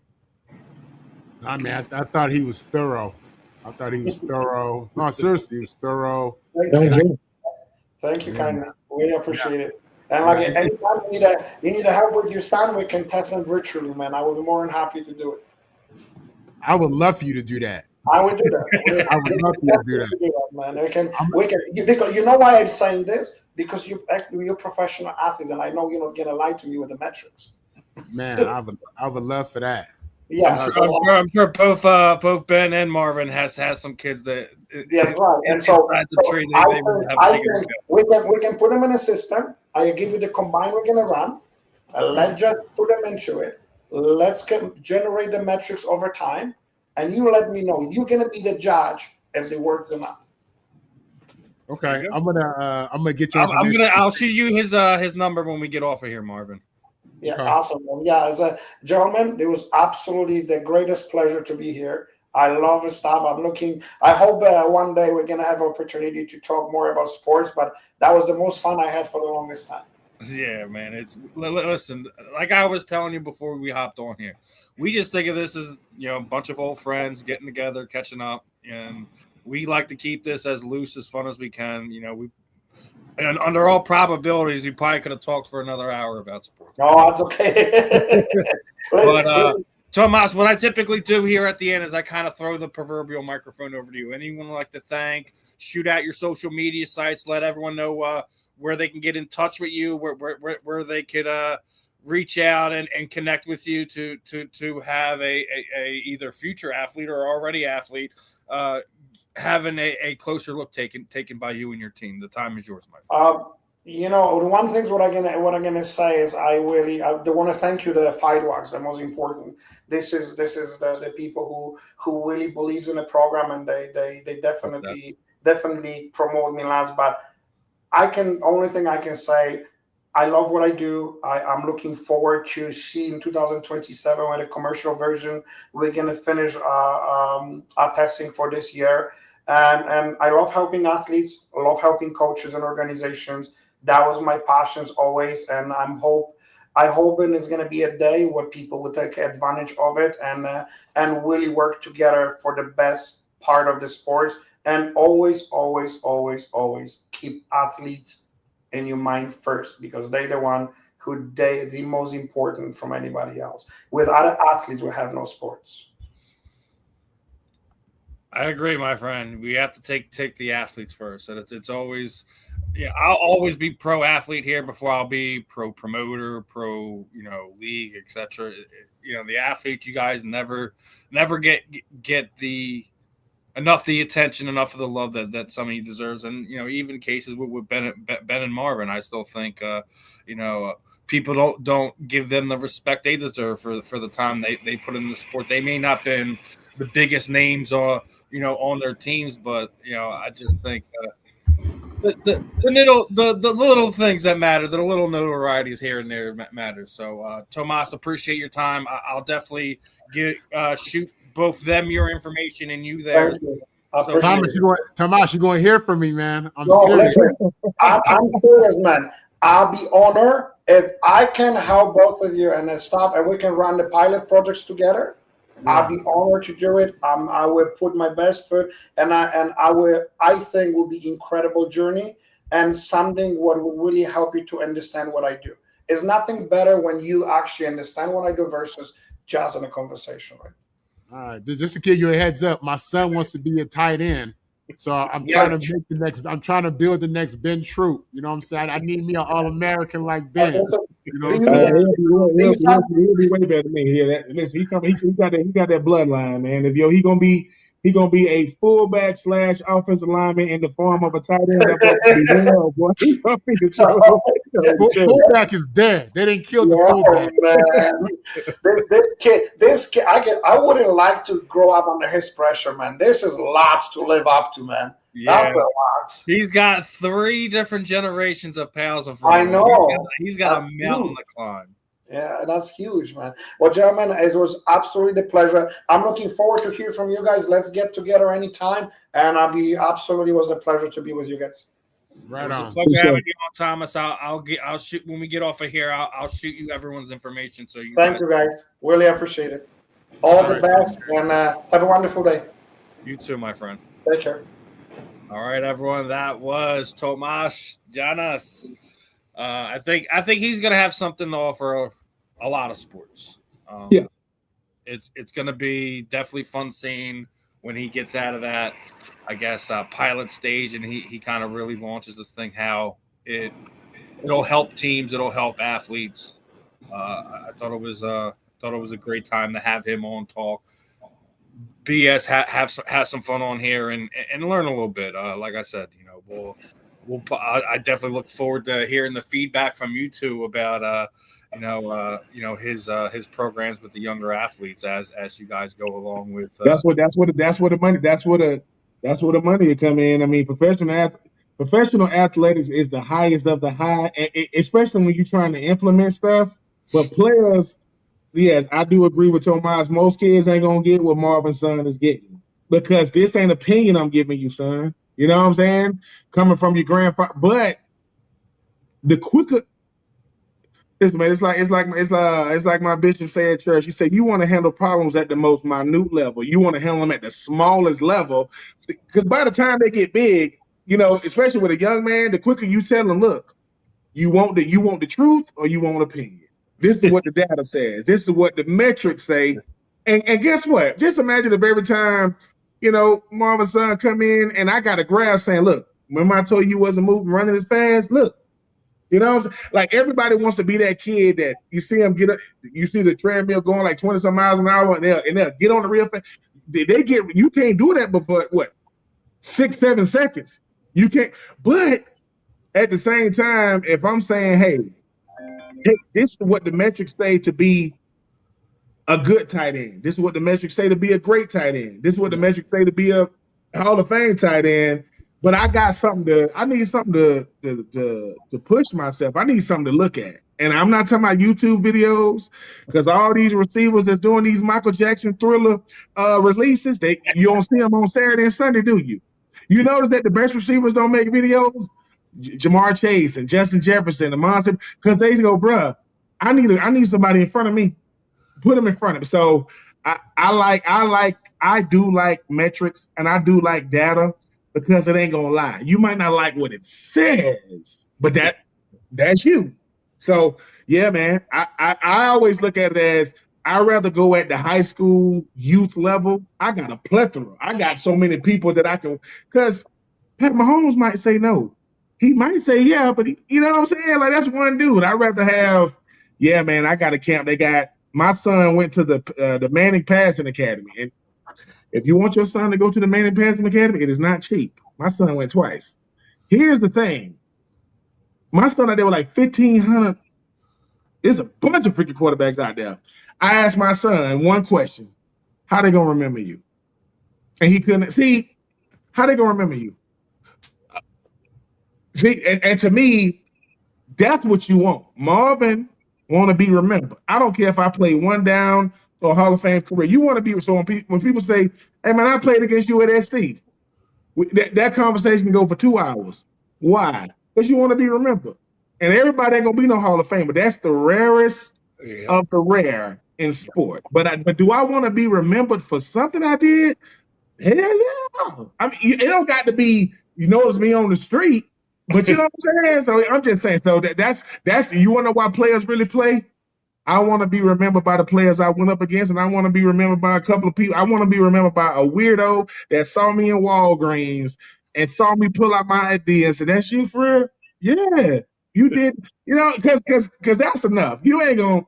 Now, when I say weirdo, I mean weirdos that I can agree with. Not real weirdos. Not the one. Go on, man. Go on with that craziness. But yeah, man, I like people like TJ. But TJ need to know. Just because you on the staff don't mean you get to speak in the meetings. There's a bunch of people on the staff, but if they do the team meeting or the staff meeting, and you the guy, if you this guy, hey man, what's your name? Yeah, like the Moneyball guy. Everybody don't want the Moneyball guys. You think you want that, and while I got to listen, everybody got something to say about Nolan Smith, man. I didn't know cars could go that fast. Leave that man alone. He'll be fine. I was wondering if you won't touch on that because it already came out. It already came out. Oh my God. It already all over social media. Obviously, the Eagles' streak of not having any arrested players on the roster is over. As our good friend Nolan Smith made a dumb decision last night. I mean, look. You've already talked about it. Go talk to Fletch. Go to Echo Raceway, man. What are you doing? What are you doing? 135, boy, he was zooming. He was. Let me say this, man, and Marvin can speak to this. There is a difference with being 25 and having money in your pocket and being 25. And for everybody to say, well, he needs to know he is still.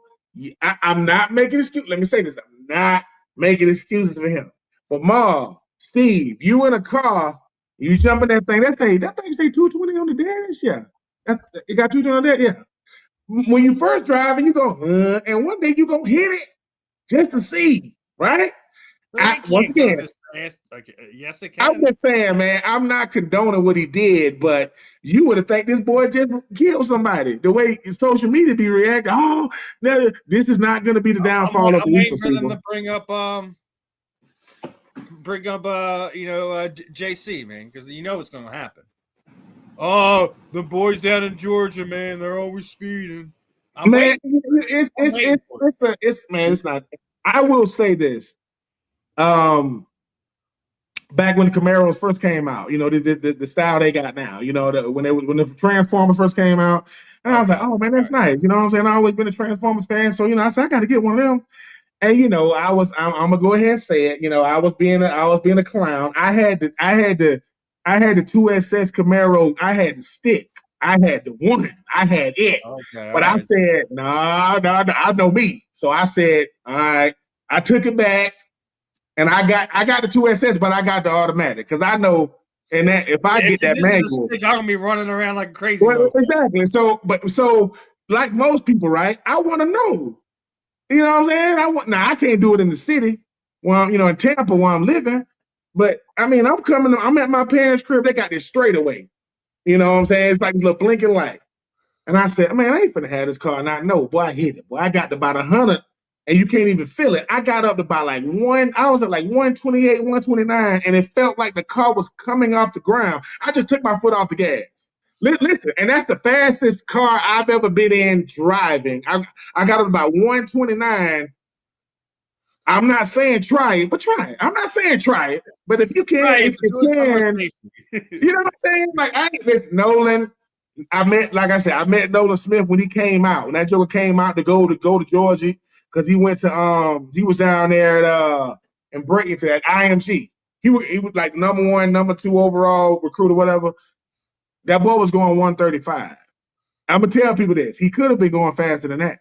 The police had to, hey, the police like, boy, if you don't, and the only reason why the police called him because they got radios. It ain't because they got that chip. They got radios. I mean, he about to be up to y'all about 45 seconds. This boy moving. So I'm not condoning it, but come on, man. He's a young boy driving fast, man. Hopefully he'll learn. That's just young. So this is the first time I'm hearing of it. But, to Ben's point, this ain't murder. You know what I'm saying?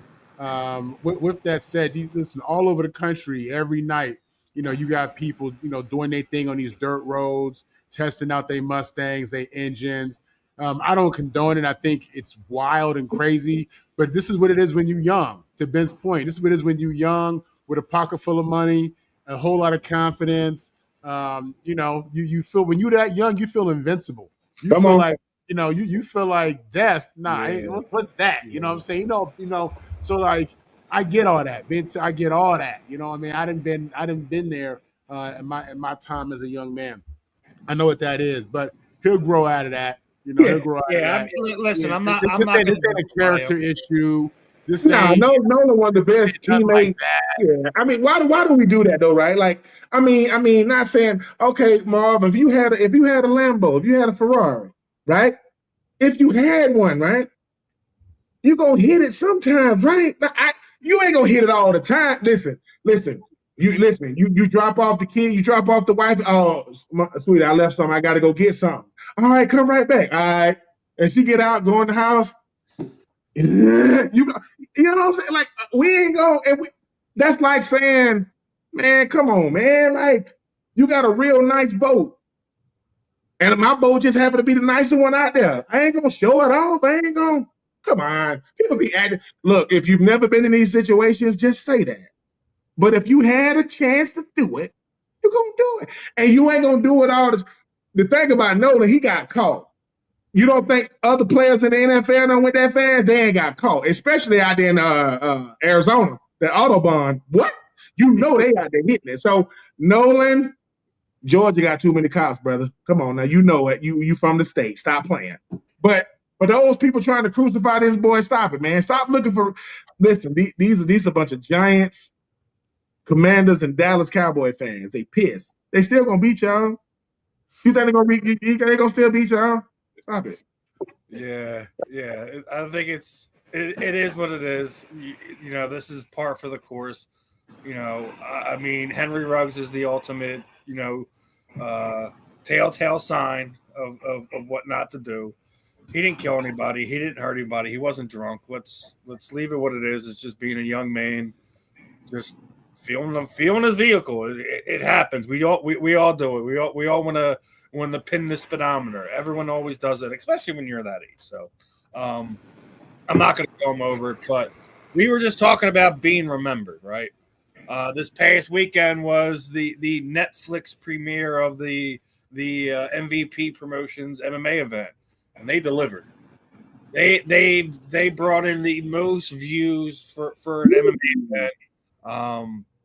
It peaked at 17 million. It was about a little bit over 11 throughout the show itself.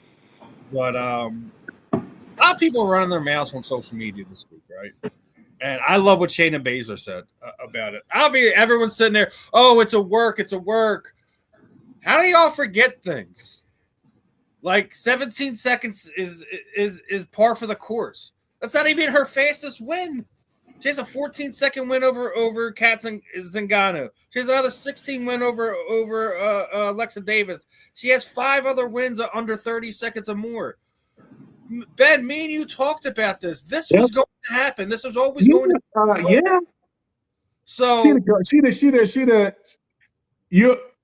you'll never see that level of impact from a woman athlete, like in a sport like that. Like I'm not saying she ain't nobody Serena. I'm not saying that. You know what I'm saying? But Ronda Rousey has been a headliner since she been in MMA. That's all she knows. Like she don't know. She's been Floyd Mayweather from the time she started MMA. And if anybody thought it was going to end any way other than that, have you seen Ronda Rousey? I think my only surprise is that Ronda got it to the ground via a normal wrestling takedown instead of her typical get in, lock up, judo throw. She's the mother now, man. That's mother Ronda. Hold on. The other chick, she ain't fought in like almost 20 years. 17 years. It was what I'm saying. Like, what did you think it was going to look like from her? When she came out the locker room and they said, she hasn't fought in 17 years, I'm like, oh, what's a wrap? You don't just walk into something like this. Listen, we all knew this was going to happen. Anyone who watched combat sports on a regular basis, we knew this was going to be the result. Yeah. Gina Carano already won just the simple fact that a year ago she was weighing almost 240 pounds. The fact that she weighed in at 140 some odd pounds a year later. She should be commended. She definitely should be commended. We ain't mad. And look, and to all the guys that got something to say, forget 17 years. What you think gonna happen to you? You try to do anything like you used to do. It is going. Like my daddy said, when the last time you just sprinted, or like just took off? No, you ain't not 100 yards. You just took off. I guarantee you, that hammy gonna say, whoa. So all I'm saying is, everybody got something to say. That is the greatest women's MMA fighter ever. That's who she is. That's who Ronda Rousey is. Ben, go ahead. I'm sorry. No, I'm just saying, man. I don't get this. Oh, and here's the thing. To y'all guys that be judging y'all self now on going against former athletes, so you want to get at me when my athlete days are over. Well, if it's gonna make you feel good, sir, cool. But guess what? I would have effed you up back then. You just effing me up right now. Cool. I ain't mad at you, but you're going to sound crazy. So, what were you trying to say, Marvin? And I was going to say, I mean, look, I haven't been in the NFL since 2001.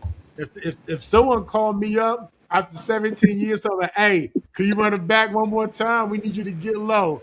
What? Listen, the NFL, MMA, these is young people sports. These Facts. is young people sports. Okay, you better respect that. You Ain't can't no, go out no, no, there. no, no, no, no. This what you really gonna say. What that check looking like, bro? And is the check guaranteed? And here's the thing: is the check good? Is it guaranteed? How many plays? Marv, we need an ISO. All right, who am I ISOing against? You know what I'm saying? Yeah. Because here's the thing, right? Here's the thing. At a certain point, Marv, my son will be 17 tomorrow. At a certain point, we ain't gonna be better than our sons no more. And you know what we gonna use? Our age. We're gonna say, oh, it'll make you feel good now that you can outdo an old man. That's what it means. Now, right now, my son, now he can throw that thing. I'm not gonna let him outdo me, but he's gonna be 17 years young, man. I ain't messing with that youngin'. I'm gonna let that boy, I'm gonna talk trash about what I would have done. Marv is basically saying, if the wifey approve and the check good, and I don't got to do but one, listen, my regular shoes on the sideline. No, I'm gonna do the one play. I'm putting the hat on. What you mean? I'm not. It's football is the ultimate young man's game. I don't know about basketball. Football, bruh. This how you know. Hey man, how do you recover? Oh man, I just go home. Not when you in your 30s. What you mean? That's how you learn about acupuncture, massages. You know what I'm saying? You ain't do that stuff when you was in your 20s, Mom. And I could go get right and go to the club after the game. You can't do that in your 30s, though. Nah. You can't do that. So yeah. All Yes, right. Now, this one's for Marvin. 100 days to go, brother. Yeah, 100 I days saw to that go. early. Can't wait. 100 days to go. I know you love the NFL, but I know college is really where your true lord things lie. How excited are you that we are basically 3 months away now? Man, listen, I'm really excited. For me, as a SC fan, SC alum, we hired Lincoln Riley 4.5 years ago, and in the first 4 seasons, no playoffs, nothing like that. We won a Heisman, we got a number 1 pick, and that kind of stuff matters at USC. Those metrics matter, those trophies matter. But at the end of the day, if you ain't in the playoffs, if you ain't competing for the title, what are you doing? This is after we've given him $100 million. And we spending about 30, 40 million on our roster now. So yeah, I'm excited about what what we're going to put out there. We got some big games this year. Ohio State's coming to the Coliseum. We're going to Indiana. Oregon's coming to the Coliseum, and we got expectations, man. So trust me, I saw that 100-day thing earlier this morning, and I can't wait. I mean, I just can't tell you how excited I am because for USC, we got a squad coming back. We do. We're returning. Yeah, they looking nice over there. Listen, I got expectations. I got major expectations this year. Lincoln Riley has to win a playoff game, and I don't mean against JMU and Tulane. I don't mean against them. You got to be a major school this season. And nothing against y'all smaller schools. Listen, the Gators, the Canes, I like Longhorns. We got to beat one of them for me to look at this dude and be like, okay, you finally get it. So okay. No. This is what Marv is really saying. We can rep the Jets and the Titans, and that's cool. That's cool. When it comes to your college team, that's where the trash talk. If Marv saw a dude walking down the street wearing UCLA stuff, he gonna pull over. Yo, where you at, bro? You know where you at? You right there. And listen, NFL, I get it. College, you can't turn it off, bro. From these players and these coaches. When Lincoln Riley left Norman, Oklahoma, and went to freaking Southern California, I say, what? Really? And I'm like you, Marv. Hey, Lincoln, boy, they gave you too much, boy. They gave you 80 acres. They gave you 100 mules. They gave you everything. Everything. And they bought both of your houses in Norman. They gave you an extra meal to buy both of your cribs in Norman. Don't your wife and kids got 24-hour access to the private jet? I'm not saying I know your contract. I'm just saying I know a little bit about it. Well, I want that return on investment. And Caleb Williams can't save you. Lemon and Malachi, they can't save you. You got to, yeah. They want that Reggie Bush, Lindell White, Matt Leinart era back. And if that happens, cancel Christmas. If that happens, if that happens, because I watch the boys on TV. College. I got one for Ben. Ben likes to do this. Somebody gonna have to get up for the seat, right? Well, how about this one? You pick who gets left without a seat, Ben. 7 running backs gets left behind. You got Saquon, Jahmyr Gibbs, Taylor. To me, I'll tell you that. I think this was. You know what? Let's see. Oh man, that's easy. Sorry, man. I mean, you got to show me a little more. I know he only been in there 1 year, but Genty got to show me a little more. I mean, because everybody else, 2,000-yard rusher. Jahmyr Gibbs about to get, you know what I'm saying, the front row seat for first team All-Pro right there with Bijan Robinson, Jonathan Taylor. I mean, one of the best backs. A-Chain just got paid. That man got cheesed, if you didn't see. So Ashton Genty, love the silver and black, play for the silver and black. You got to show it to me, youngin. But the best on that list, man, I mean, Bijan probably the most talented on that list for what he can do, but I ain't never seen nothing like Derrick Henry. I mean, the fact that he coming for that, he ain't gonna get that rushing title, but I think he coming for Frank Gore. I think he want to be third all time in rushing. He ain't gonna get. I think he's gonna get. Frank. He ain't gonna get Emmett, but he's gonna get Frank. But no, man. I mean, look, but all those boys are very, very, very, very good. But I'm gonna tell you who you gonna have to add on to Jeremiah Love. That boy, they can play, boy. We'll find out. We're gonna see if he can run in Arizona, man. I don't think he can run in Arizona. Can they run with him? I don't think he got enough around him, man. I agree. Josh Sweats put his hand up, like, I'm good. I don't want no part of this. Get me out of here. Jacoby Brissett. Has he signed yet? Did he re-sign his deal? Well, he ain't coming. I mean, he want more money. And Carson Beck is the freaking who? Who? That's your backup. Carson Beck was their quarterback they drafted in the first round this year. No, they got him in the third. All right, they got Jeremiah Love in the first. They drafted in the draft. Yeah. You know, Carson Beck is your backup. Jacoby Brissett. Nothing screams. We don't care. All right, you think that's funny? I got one really to make you laugh. Remember how we were talking last week, right? We talking about LeBron, right? Yeah. So somebody made a stupid comment this week because obviously we know Wembanyama has been having an amazing playoff run so far. He's 22 years old. And this TV analyst basically said that he's already better than LeBron's entire career. Lady, please stop. You know, we don't listen. I'm not gonna do this. Biggest fan, but the fact that you're telling me a 22-year-old who's only been in the league at less than a handful of years is already better than 20+ year LeBron James. Stop playing with me. I'm going to go right to the source on this one. Marvin, man, can you straighten this lady out? Because Wembanyama is an amazing talent. He's going to be the best center in basketball within the next 5 years. He is not even in the same universe as what LeBron James is. Yeah, I could take this a lot of different ways. Who I don't know who that person was who said that. The lady, the female, Anna, who? Casper Periani Casper Periani, that's it. Yeah, I've never heard of her.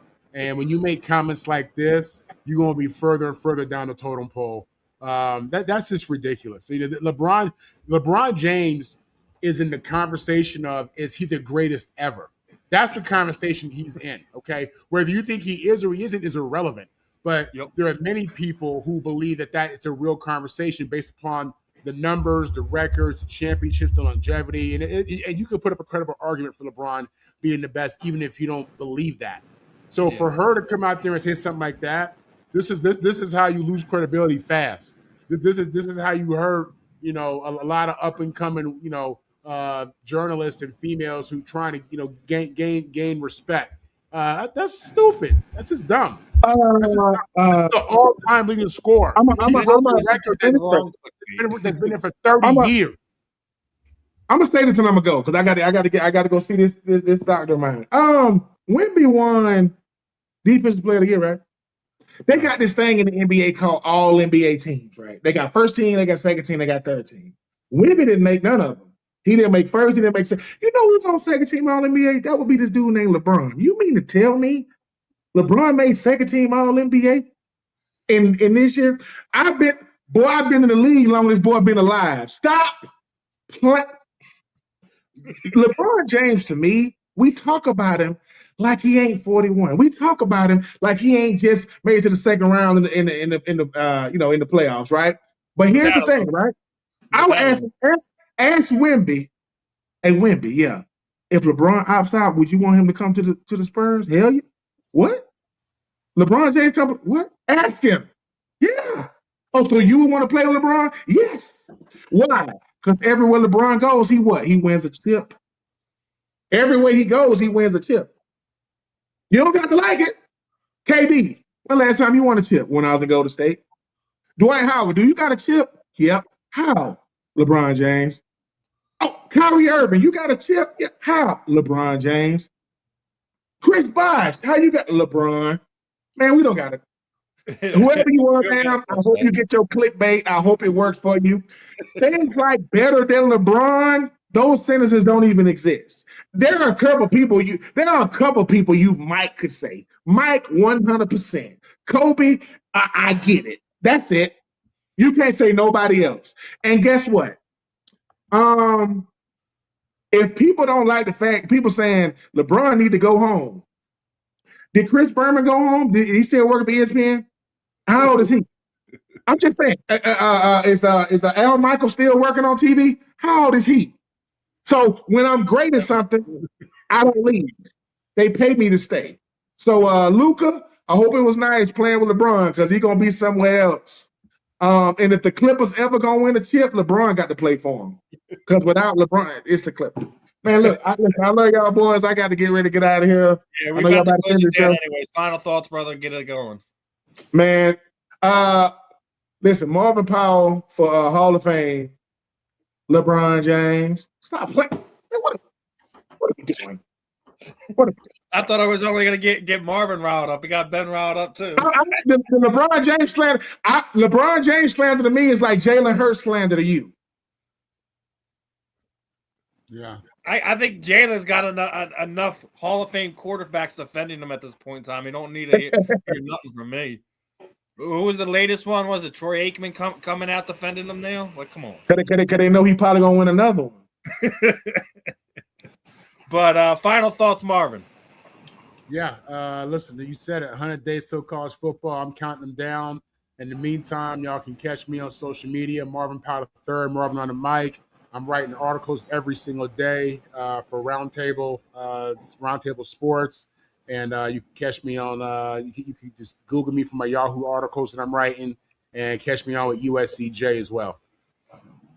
All right, gentlemen. Another one in the books. I'm Steve. That's Marvin. That's Ben. This is another episode of The Fan in the End. We will catch you guys next week, my friends. Peace on out.